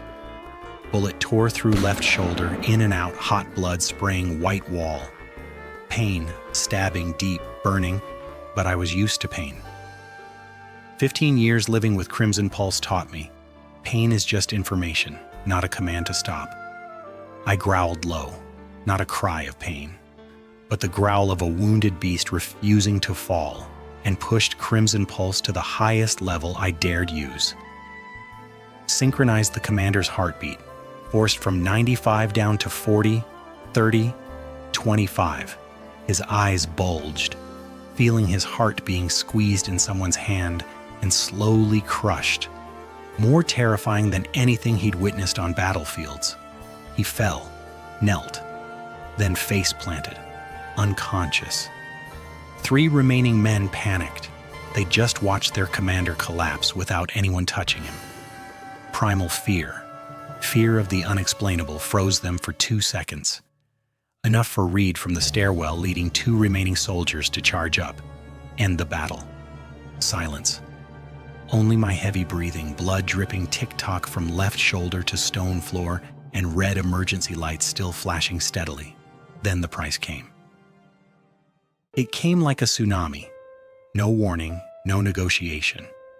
Crimson Pulse at maximum level plus bullet wound plus 2 days away from Sera, no heat compensation, equals double backlash. Worse than any time in my life. Red crystals exploded in blood vessels. I looked down at my hands, deep purple veins spreading like roots from wrists up arms, across shoulders, up neck, down half my chest. Not light purple, dark purple, dense, clear under pale white skin, like a river map drawn in purple ink on human skin. Chest stabbed. Not normal pain, but the sensation of heart being crushed in stone vice grips. I felt each crystal accumulating around heart valves, each hard shell forming, each beat having to force through that shell like punching concrete walls. My legs buckled. One knee hit floor, then both. Our Glock fell from my hand. Metallic sound hitting stone echoed distantly, like coming from another world. I tried to stand, failed. Body wasn't listening anymore, it was busy dying. I fell toward Sera's door. Shoulder hit oak, door flew open, and I collapsed across the threshold, slow, heavy, like a tower losing foundation. Last thing I saw before everything blurred, Sera. Kneeling on floor, amber eyes wide, black hair loose, one hand still holding Mai's hand, other reaching toward me. Those eyes, not panicked, focused. She'd seen my pain enough times to know this wasn't time to scream. This needed action. She lunged forward, both arms wrapped around me, pulled my head to her chest, pressed tight like holding Mother Mai every night during breathing attacks. I felt faint, distant, like hearing sound through water, warmth. Warmth from her palms, or from her chest, from her entire body, spreading into my skin, seeping through fabric, touching bone, and somewhere, deep in my chest, the stone vice grip around my heart loosened. Just a little, but enough. Heartbeat again, steadier, slower, alive. "Reed! Save him! Reed!" Sera's voice, broken, screaming but hands not letting go. I wanted to say something, say it's okay, say I'm fine, say anything to make her stop crying. But my mouth only produced 2 words, thin as breath, before darkness swallowed everything. "You're so warm." Then I felt nothing more. Hour 4. Dom wasn't waking. After he collapsed into my room bleeding, everything happened like in a stretched dream. Each second lasting a minute, each minute lasting a lifetime. Reed and 2 remaining soldiers carried Dom to the medical room, a basement room in the villa I didn't know existed until tonight, equipped like a first-class hospital emergency room. Of course, a Mafia boss would have a private ER in his house. I'd be surprised if he didn't. Reed handled the left shoulder wound, clean through, no bone or major artery hit. Serious, but not fatal. Under normal circumstances, a healthy 32-year-old man would wake in a few hours, groan a bit, then demand to get out of bed. Dom didn't wake, because the problem wasn't the bullet. Dr. Petrovich, the family's private physician, 60 years old, gray hair, and sunken eyes from being called at 4 a.m. and helicoptered from Manhattan in 40 minutes, spent 2 hours examining, testing, ultrasounding, then stood by Dom's bed with the face I'd only seen on doctors when they're about to say what no one wants to hear. "The bullet wound will heal," he said, voice low, looking at me and Reed. "The problem lies inside." He handed me the heart ultrasound. I wasn't a doctor, I was a bartender, but even a bartender could see. Around Dom's heart valves, there was an abnormal structure layer. On the ultrasound, it appeared like stone coral encrusted around a living object. Thick, hard, and spreading. "What is this?" I asked, finger pointing at the structure on the image. Dr. Petrovich looked at Reed. Reed looked at me. An eye conversation happened in 2 seconds, Reed weighing how much to tell. Then he sighed.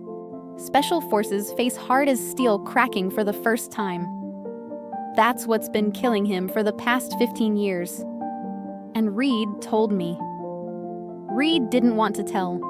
He'd kept Crimson Pulse secret for 12 loyal years without breathing a word to anyone outside the family. But he looked at the monitor. Dom's heartbeat. 34, 33, 32, and he understood. Secrets have no value if the person keeping them is dying. Reed told me, slowly, piece by piece, held nothing back. Crimson Pulse, the ability to control others' heartbeats within a 10-meter radius. Kovac bloodline heritage didn't appear every generation. Grandfather Stefan, the first built empire from Yugoslavia's ashes, died at 55. Heart turned to stone. Father Miro, no power, built position through 30 years of strategy. Dom, awakened at 17. Night, Mother Anja was shot. The price. Each use. Our red blood cells deformed, crystallized in blood vessels. Blood gradually petrifying from inside. Purple fingertips. Chest pain. And if overused, heart completely solidifying. Like grandfather Stefan. Like the last page of his diary. This power isn't mine. I'm only borrowing it, and the interest is life itself. Current condition. Dom used Crimson Pulse at maximum intensity while wounded. Double backlash. Crystals exploded, surrounded heart valves, creating a shell tightening every hour. Heart still beating, but each beat had to force through the shell, and it was weakening. If we can't break the crystal shell within 72 hours, Dr. Petrovich said, voice flat as reading a weather report, but his hand trembled holding the ultrasound. The heart will completely solidify, and no surgery in the world can save him. 72 hours. I looked at the wall clock, 6:47 a.m. Outside, Montauk dawn was painting the ocean pink. Warm light poured through glass windows, falling on Dom's pale face. He looked deceptively peaceful, as if sleeping, if you ignored the spider web of deep purple veins across neck and chest. Previous times, I said, my voice sounding strange in my own ears, calm to a frightening degree. The kind of calm I only had when Mom was rushed to emergency and I had to sign surgery papers instead of crying. Previous times when the pain returned, what did he do? Reed looked at me. His eyes blinked. First time I saw real emotion pierce through the ex-Special Forces shell. Hope. He was hoping in me, though he didn't know what about me. You, he said. What? You. Every time you touched him, crystals retreated. Recovery speed faster than any medical method we'd tried. Dr. Petrovich can't explain it. He calls it abnormal biothermal phenomenon. But the data's clear. When you're near, he's stable. When you're away, crystals return. I looked down at my hands, both hands resting on Dom's bed rail, and where my fingers touched his wrist, purple veins, lighter. Not gone, but noticeably lighter than skin I wasn't touching. I'd seen this before. The night of the first kiss, when Dom had an attack and I held him. Veins retreated where my skin touched. I saw but didn't understand. Now, with Reed's account, everything began clicking together. Slowly, piece by piece. Like assembling a puzzle I only had half the pieces for. Every time I touched him, his pain eased. Heat from my body melted crystals in his blood. 38.5 degrees Celsius. Abnormal body temperature doctors noted as benign genetic. Fire blood, the term Mom mentioned once then never explained. Puzzle pieces, not enough, but enough to know the next step. I need to call my mother, I said, standing up. Reed looked at me like I'd spoken alien.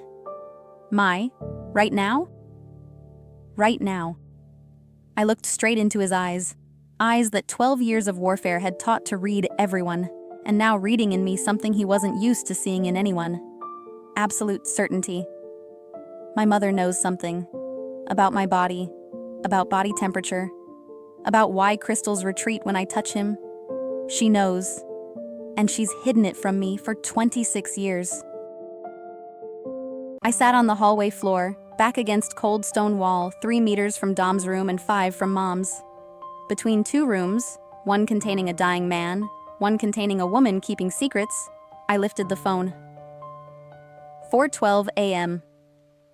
Mom slept lightly. Phone rang twice, she answered, voice sleepy but alert hearing mine. Sera, are you okay? What happened? Mom. I took a breath. My hands didn't shake. Bartender hands mixing cocktails precise to every milliliter weren't allowed to shake. But my voice was different. Heavy, slow, carrying weight of a sleepless night, a blood-soaked suit, and a heart ultrasound I wished I'd never seen. Mom, I know my body is different. My temperature is always higher than others. And I know you've hidden something from me for 26 years. I paused, letting the next sentence carry the weight it needed. Today, I need you to tell the truth, because someone is dying. And I believe I'm the only one who can save him. Silence. Long. I heard Mom breathing, steady but deeper than normal.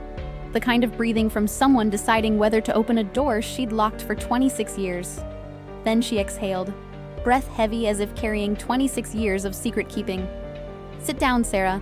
I'll tell you about the Nguyen Hoa family, your maternal grandmother's herbalist clan from Hue. Mom told me. Her voice slow, deep, mixing Vietnamese with French as always. But tonight, each word carried history's weight. The Nguyen Hoa family. Herbalists. 4 generations in Hue, from the Nguyen dynasty. Not aristocrats, just women who knew how to heal with herbs, with hands, and with what modern medicine calls bioenergy, but grandmother simply called fire in the blood. Every 3 generations, the family bore a woman carrying fire blood, body temperature exceeding normal range, and inside their blood contained an extremely rare form of cellular heat. Not magic, not supernatural, just biology, the kind Western medicine hasn't named yet. Your grandmother, Lion, also carried fire blood, Mom said, voice distant. During the Indochina War, a French officer contracted a strange illness. Military doctors called it idiopathic blood crystallization. His blood crystallized in vessels, body growing cold. Grandmother placed hands on his chest 3 nights straight. He lived. What happened to grandmother? Silence. Long. Grandmother lost her fire blood. Mom's voice dropped, almost a whisper. Body temperature dropped to normal, then below normal. She was always cold. For the rest of her life, she wore scarves even in Hugh summers. She said, Mom hesitated. She said fire blood is like a torch. Each time you touch the sick, it burns a bit.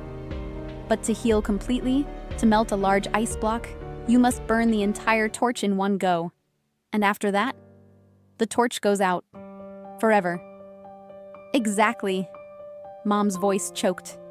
You're the fire blood carrier this generation, Sera. I knew from when you were born, your temperature abnormally high right at birth. Marseille nurses panicked thinking you had fever. I knew what it was, and I was scared. Scared of what, Mom? Scared you'd meet someone dying. Scared you'd do what grandmother did. Scared you'd burn your torch to save one person. Then lose the most special thing the family passed down. Mom cried. Soft crying, restrained, the kind of Vietnamese crying never loud in front of children. I planned to tell you when you were old enough. But then Dad left. Then I got sick. Then you had to work from age 14. And I thought if you didn't know, you wouldn't have to choose. If you didn't know, you wouldn't have to choose. I closed my eyes. Tears flowed, first time since tonight. Not from pain, but from understanding. Mom didn't hide from selfishness.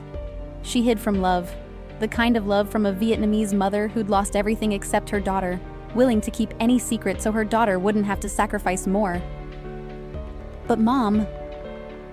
I opened my eyes, looking through the cracked medical room door, monitor blinking, Dom's heartbeat. 31 beats per minute. I've already met him, the dying person, and My voice broke, first time tonight. I can't sit and watch him die, Mom. I know. Mom's voice, no more fear, just sadness, deep sadness, the kind from someone who'd seen this coming long ago. I knew when I saw the Bat Trang teapot in my room. What kind of man takes time researching a teapot that makes an old Vietnamese woman remember home? Is worth my daughter risking herself for? I cried. Really cried. No restraint, no hiding. Crying like a 26-year-old daughter still needing Mom despite trying to appear strong all her life. Then Mom spoke, voice calm again, certain. Voice of a woman who'd stood selling herbs in Marseille winter, hands cracked but never broken. Listen to me. You must focus all fire blood to one point, palms. Meditate. control breathing, channel heat. Grandmother called it fire gathering, collecting fire to one place, then place hands on his chest, right over heart, and release everything. Don't hold back. Don't divide. Everything. And after? Silence. Longest tonight. After, fire blood will neutralize with the crystals in his blood. Fire meets ice. Both annihilate. Crystals melt. But simultaneously, the source-creating crystals also burns away. The supernatural power in his blood will vanish. Forever. Mom paused. And your fire blood also gone. Forever. Your temperature will drop to normal, or lower. You'll be cold often, like grandmother. Brutal equation. Fire blood plus crimson pulse equals mutual annihilation. Dom lives, but loses power. I keep him, but lose the flame inside. What made me for 26 years. What kept me warm in winter, helped Mom ease pain when I held her. Aunt made friends call me portable heater. Mom, if I lose fire blood, will I still be me? Mom laughed, soft, sad, but laughter. Silly girl, you're Sera Nguyen. You make the best cocktails in New York. You've supported your mother since age 14 without ever complaining. Fireblood is just a very small part of you. Lose it. You're still you, just different. You'll need thicker coats in winter. I laughed through tears, laughter broken, wet but real. Do it, daughter. Mom's voice, resolute, warm, commanding. Voice of Mai selling herbs in Marseille winter wind. If your heart tells you to save him, save him. I'll always be here, whether you have fire or not. I hung up, didn't stand immediately. Sat on the cold hallway floor, back against stone wall, and allowed myself 1 minute, just 1 minute amid the 72-hour countdown, to ask myself the question pragmatic 26-year-old Sera Nguyen needed to answer before burning the most precious thing in her body. Why am I willing to do this? I wasn't the type to jump into fire for love at first sight. I'm 26, watched my mother's destiny leave when I was 8. I don't believe in fairy tales, but I believe in this. These past 3 months, Dominic Kovac, who hid an entire Mafia family, hid supernatural power, hid that he was dying, couldn't hide one thing, how he looked at me. Trembling fingers touching my face the night of our first kiss. $5,000 mixing equipment because I casually mentioned one sentence. Bat Trang teapot bought for my mother. And tonight, standing in the hallway blocking 15 gunmen, taking a bullet to the shoulder, not for empire, but because behind him was a bedroom with me in it. Gratitude? Yes. Empathy between two lonely people recognizing each other? Yes. But if just gratitude and empathy, I'd repay with money, with time, not fireblood. What pushed me to this decision lay deeper, and I'd felt it long before tonight, from late nights at the penthouse when our elbows nearly touched and neither wanted to leave, from the kiss on living room floor when he nearly died the first time and I held him by blind instinct, from how I felt specifically empty the 2 weeks he stayed away. Not romantic longing, but wrongness, like mixing cocktails missing one ingredient. I'm not ready to call this by any grand name, but I know, if he dies tonight, I'll carry fireblood warm in my blood the rest of my life with no one to warm. And what's a torch burning alone in a dark room worth? Enough. Enough thinking. Time to act. I hung up. I stood. Wiped face with sleeve. Rough, quick, no ceremony. No more time for tears. I entered the medical room. Reed and Dr. Petrovich stood beside Dom's bed, monitor beeping slower. 30, 29, 28. Purple veins had spread to both sides of neck, down chest, up near face. He looked like a painting invaded by black ink. Slowly, irreversibly. I know how to save him, I said. Reed and Dr. Petrovich looked at me. I saw in both their eyes the same thing, wanting to believe but not daring. Hour 58 of 72. 2 a.m. Dom's heart rate, 28 beats per minute. The dark purple veins have reached his face, 2 jagged streaks climbing from his neck to his cheekbones like cracks in a marble statue. His lips are gray, his skin deathly cold. Without the faint beep of the monitor, he would look like he had been dead for hours. Dr. Petrovich checks the vitals one last time and shakes his head. The crystalline crust around the heart valves is 3 times thicker than yesterday. If nothing changes in the next 14 hours? He doesn't finish the sentence. He doesn't have to. I've spent the last 12 hours preparing. My mother guided me via video call. She sat in her hospital bed, oxygen tubes in her nose, but her voice was as steady as a general's, passing down the final legacy of the Nguyen fire lineage. Kui hoa, she whispered. Gather the fire. Meditate. Breathe in through the nose, out through the mouth. With every breath, imagine the heat of your entire body flowing into your palms. Don't hold back. Don't divide it. Give it all. I meditated for 4 hours, sitting cross-legged on the floor, eyes closed, hands on my knees. Breathe in. Breathe out. And with every breath, for the first time in my life, I truly felt the fire blood. It wasn't an abstract concept anymore. It was a physical current of heat rushing through my veins, warmer than blood, deeper than bone, like an underground river of lava beneath the earth. I channeled it toward my palms, from my toes, through my legs, my core, my chest. Every part of my body the heat left was replaced by a hollow chill. It didn't hurt, it just felt empty, like draining a pool and leaving the floor bone dry. When I opened my eyes, my palms were burning. Reed, standing nearby, actually flinched back, feeling the heat from a foot away. It wasn't an illusion. Dr. Petrovich measured the surface temperature of my skin, 42.7 degrees Celsius, higher than a lethal fever. But I wasn't sick. I was more lucid than I'd ever been. I'm ready, I said. Reed, the doctor, and my mother, through the iPad on the bedside stand, watched me. No one spoke. Everything had already been said. I sat beside Dom.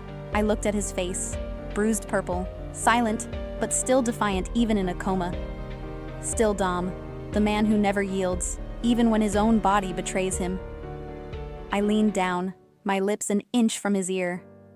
I whispered, just for him. Dominic, I don't know if you can hear me, but I want you to know. This isn't because you need me to live. It's because I choose you. My voice trembled, the only time I let it break tonight. I'm not choosing you for the Crimson Pulse, or the penthouse, or the embers.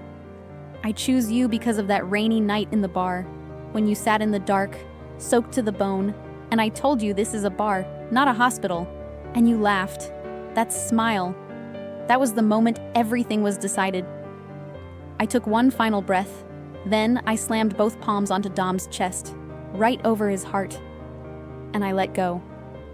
The fire blood left me like a dam bursting. It wasn't a gentle warmth like our usual touches. This was everything, dumped into a single point, a single moment.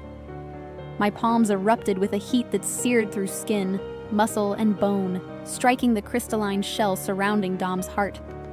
The reaction was instant. The red crystals, the byproduct of 15 years of Crimson Pulse, did not go quietly. They fought back. I felt it through my hands. The shell around his heart was hard, freezing and pushing my heat back out. It was like throwing boiling water onto a glacier. Steam hissed, but the core of the ice wouldn't budge. I pressed harder. I pushed. The heat of the fire blood collided with the Crimson Pulse crystals, and at the epicenter, 2 powers went to war. I could see it through his skin, the gold-red light from my palms clashing with the violet-silver light from his chest. The energies coiled and twisted, fighting for every inch. Dom's chest began to glow, a bioluminescent light pulsing from within. Gold-red where I touched him, violet-silver everywhere else, the boundary flickering like a front line in a storm. The monitor shrieked. On Dom's heart rate spiraled. 28, 24, 21, 18, dropping. His heart was collapsing under the pressure of the 2 opposing forces. Don't stop! My mother's voice barked from the iPad, the sharp, commanding voice of the woman who sold herbs in the middle of typhoons. The crystal is resisting. But it will lose, Sera. It has to lose. Don't pull away. I didn't pull away. I pushed deeper. I poured every last drop of heat remaining in my body, from my toes to the top of my head, into his chest. And then, I felt myself go cold. My temperature plummeted. 38.5, 38, 37.5, 37. For the first time in 26 years, I felt a chill. Not a surface chill. It was deep in my marrow, in the place where the fire blood had burned my whole life. Now, it was being drained, leaving a void. My fingertips began to shake. Not from fear, but from the freezing cold, and I felt like I was standing in a Marseille winter in nothing but a thin shirt. Keep burning. Don't stop. Give him everything. The monitor screamed again. But this time, the rhythm changed.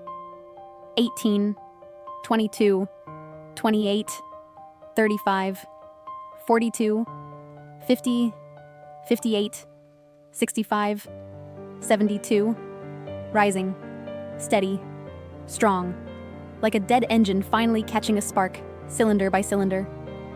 The violet veins on his neck and chest began to recede. Right under my palms, I watched the crystal shell disintegrate. It didn't melt into liquid. It shattered into microscopic dust, swept away by his own blood. And along with the crystals, something else was being scorched away, the source of the crimson pulse. My fire wasn't just breaking the byproduct. It was cauterizing the root of the curse. Fire met ice, and both vanished, leaving only pure blood behind. The violet veins retreated from his face to his neck, his chest to his arms, until they vanished from his fingertips. Completely. Dom's skin returned to a natural, pale hue, bloodless but clean. For the first time in 15 years, his fingertips turned a healthy pink. The monitor beeped rhythmically. 72 beats per minute. Stable. Strong. The heartbeat of a normal 32-year-old man. Dr. Petrovich's hands shook as he checked the ultrasound. The crystals, they're gone. Entirely. The blood is clean. The heart is stable.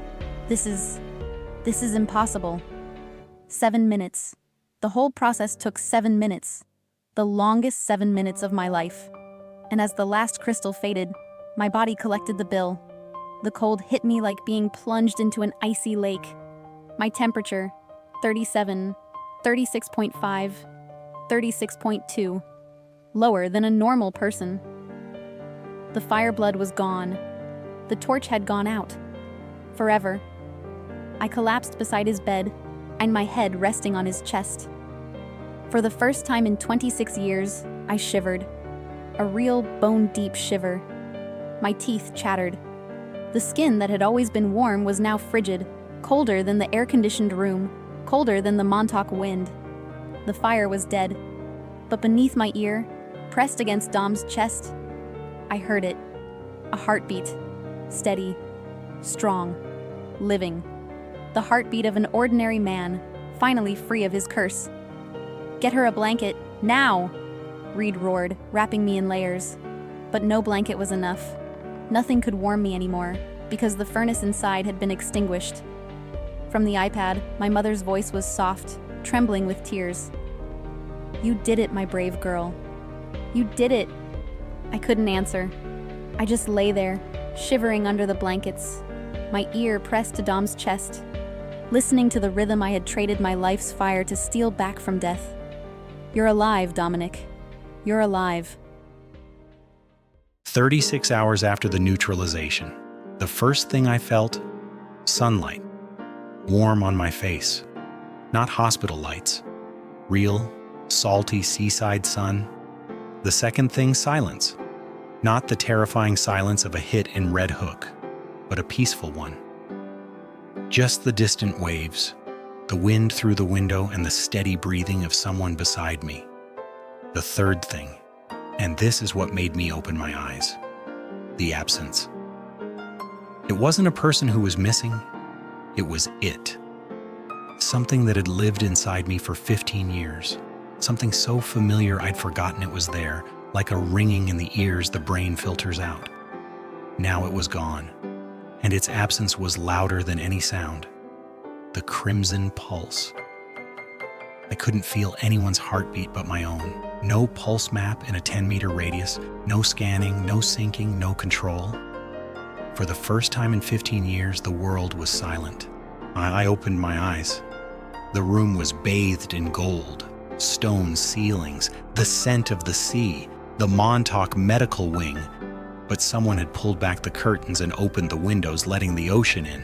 The first person I saw wasn't Sera, it was Reed. He sat on a wooden chair between two beds, mine and Sera's. She was asleep, curled into a ball under two thick blankets. Reed had been guarding us both. In 12 years, he had never left my side when I was down. When my eyes met his, Reed sat bolt upright. The former Spec Ops commando's face was like steel, but his eyes were bloodshot. He had been crying. Reed, a man who had survived a dozen wars without blinking, had shed tears. "Sir," he said, his voice husky but firm, a single word that carried 36 hours of waiting. "How long?" I asked, my voice rasping in my dry throat. "Over a day and a half." Reed handed me a glass of water. He waited for me to drink, then looked at Sera. His gaze held something I had never seen before, pure, unadulterated respect. "She saved you. That night, when your heart was about to stop? How?" Reed paused, choosing his words carefully for a man who had just escaped a coma. He chose 3 sentences. The Reed way. Short.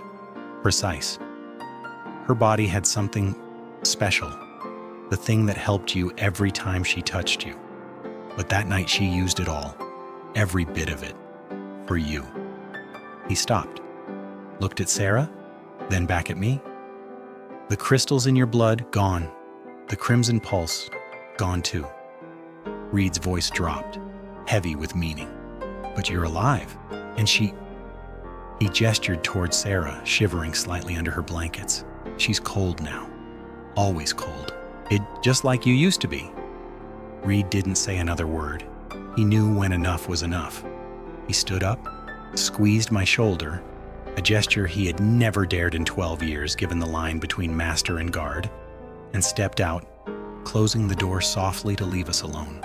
I lay there, staring at the ceiling, digesting every word. She used it all. For me. The crimson pulse. Gone. And with that realization, fear flooded in. The crimson pulse was gone. I knew it instantly. The thing that had lived in my veins for 15 years, the thing that made the Eastern European underworld call me the breath taker. It was now just a hollow silence. I was afraid. Not of death. I've lived with death my whole life. I was afraid of something worse. Without the pulse, how do I protect the family? How do I hold the Empire against those waiting for me to show a weakness? How do I shield my father, Alexa, Reed, and the woman shivering in the chair beside me? The fear choked me. But this time, it wasn't crystals. It was the pure fear of a powerless man. Then I looked at Sera. Really looked at her. Her lips were pale, her nose red. Even in her sleep, she was clutching my wrist. She had burned away the most precious thing about her to buy my life. She gave me a second chance. Not with a promise, but with her blood, her fire, and everything she was. This second life. I didn't just owe it to Sera. I owed it to my father, to Alexa, to Reed, to her mother, to everyone who had stood by me in the darkness. My father held this empire for 30 years without the pulse. He did it with his mind, with loyalty. If he could do it, I wouldn't just do it. I would do it better. I would be twice as strong, not because of a supernatural power, but because of the will of a man who was given a second chance and refused to waste it. The fear was still there, but now, it wasn't a chain. It was fuel.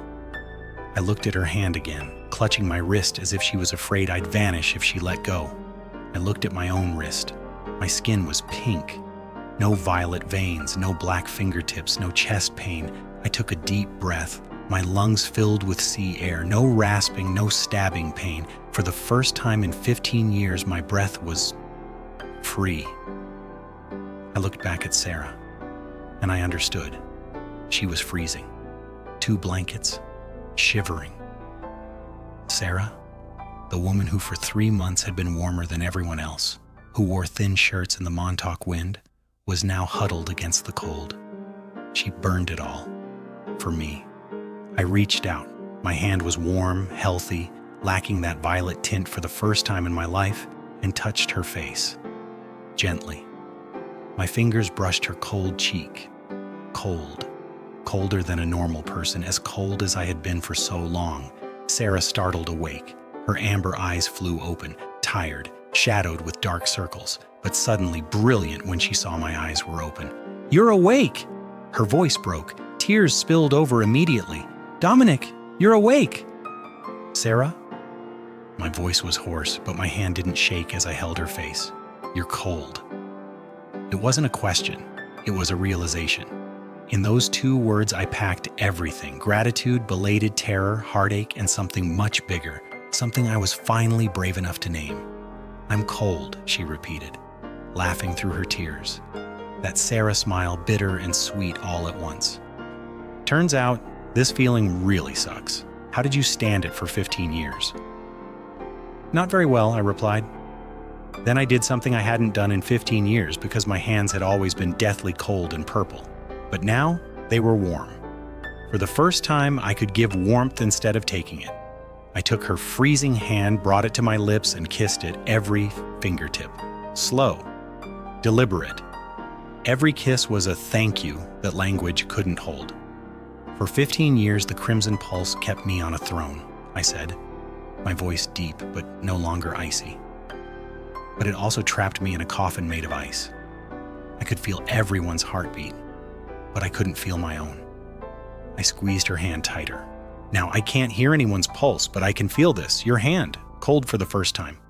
Because you burned your world down to save mine." I looked into her tear-streaked eyes.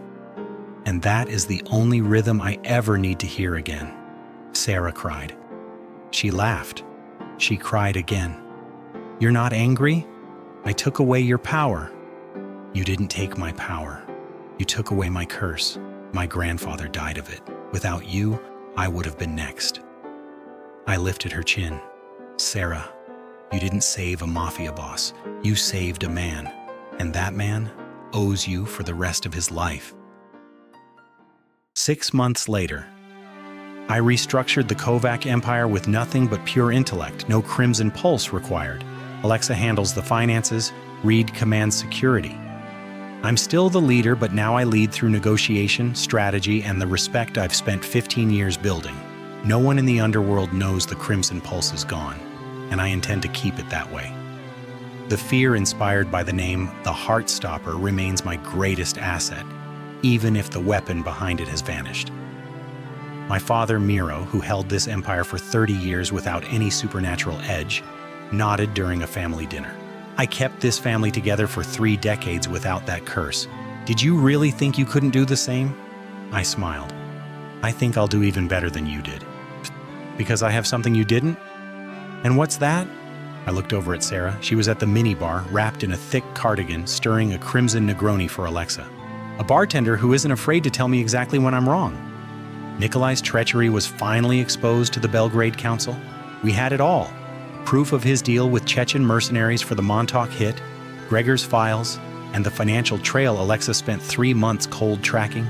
It broke my father's heart, but the family code makes no exceptions for blood.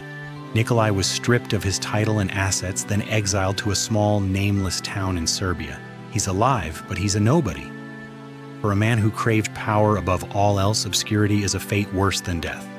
Katerina, Nikolai's mother, silently packed her things and left the Manhattan penthouse to follow her son. She looked at me one last time before stepping into the car. Her pale green eyes held no malice, only a deep, quiet grief. I nodded. No words were needed. Some goodbyes are better left unspoken. Sera opened her own bar in Montauk, Resurrection. It's a small place, 20 seats, right on the water, styled with exposed brick and reclaimed wood. It has the soul of embers, but it's airier, brighter, opening up to the sea. The signature cocktail is still the Crimson Negroni. Hue rice wine, frankincense, and dried chili, but there's a new addition to the menu. Ginger honey tea made from Mrs. Mai's recipe, served free to anyone who says, "I'm cold." Mrs. Mai is doing much better, thanks to the sea air and proper care. She sits in the corner of the bar every afternoon, sipping tea and watching her daughter work with the smile of a woman who has weathered enough storms to recognize peace when she sees it. Sera is still the best bartender I've ever seen. Her skill hasn't changed. Her intuition for a drink is still supernatural. Only one thing is different: she's always cold now. In the winter, she wraps herself in scarves. In the bar, she wears a heavy cardigan over her vest. And every night, after she pours the final drink, I, sitting in my usual spot with the same look in my eyes, take her hand in mine. Only now, my hands are warm. "Let me warm you up," I tell her. "It's my turn now." Montauk Villa, dawn. Sera is shivering slightly in her cardigan, a common sight now. I step up behind her, wrapping my arms around her waist and pulling her back against my chest. "You know," Sera says, leaning her head back. Her ear is pressed against my chest, listening to the steady, rhythmic beat. A normal heart, no crystals, no curse. Back then, I felt like a furnace whenever I touched anyone. But now that you're the one holding me, I finally understand what it feels like to be kept warm. I let out a soft laugh and kissed the top of her head. "Then we're even. You sparked the fire that saved me. I'll spend the rest of my life keeping you warm." "The rest of your life? That's a big promise, Kovac?" "I'm a Mafia boss. When I make a promise, I keep it." "Former Mafia boss." "I'm in transition." Sera laughs, a bright, genuine sound that drifts out over the ocean. I hold her tighter. On the railing next to us sit 2 drinks. A crimson Negroni, hers, elegant, perfect, and a mug of ginger tea, mine, clumsy, a bit too sweet, but steaming hot. Sera glances at the tea and squints. "The taste is still absolutely pathetic. And yet you finish it every single night." "Because I like it." She looks up at me, her amber eyes no longer clouded like Belgrade mist, but warm and alive. "It's not the tea. I just like having someone who makes it for me, even if they're terrible at it." I look down at her and realize that for 15 years, sitting alone at 4 a.m. in a Manhattan penthouse, I never dared to dream a moment like this could exist. My father always said, "A family prospers through the strength of its people, not through a curse." My grandfather, Stefan, wrote in the final pages of his journal, "If someone can ever quench the crimson pulse, let them." That someone was a Vietnamese-French bartender with black hair, amber eyes, a sharp tongue, and a cocktail called Resurrection. She burned her own inner fire to douse a 3-generation curse in my blood. Now she gets cold easily. And every night I make her a cup of ginger tea, clumsy, overly sweet, not even a fraction as beautiful as her cocktails. But she always drinks it all, then smiles and says, "This is pathetic, but I love it." I lost the power that made the underworld tremble, but in exchange I found something that power could never provide. A woman willing to sacrifice her brightest spark for me. And a heartbeat, just a normal, human heartbeat that for the first time beats because it's alive, not because it's afraid of death. Grandfather, if you can hear me, the curse is over. The House of Kovac is finally free. My name is Dominic Kovac. I was once the heart stopper. Now I'm just a man, with a normal heart, normal hands, and a clumsy cup of ginger tea every night, and I have never been happier.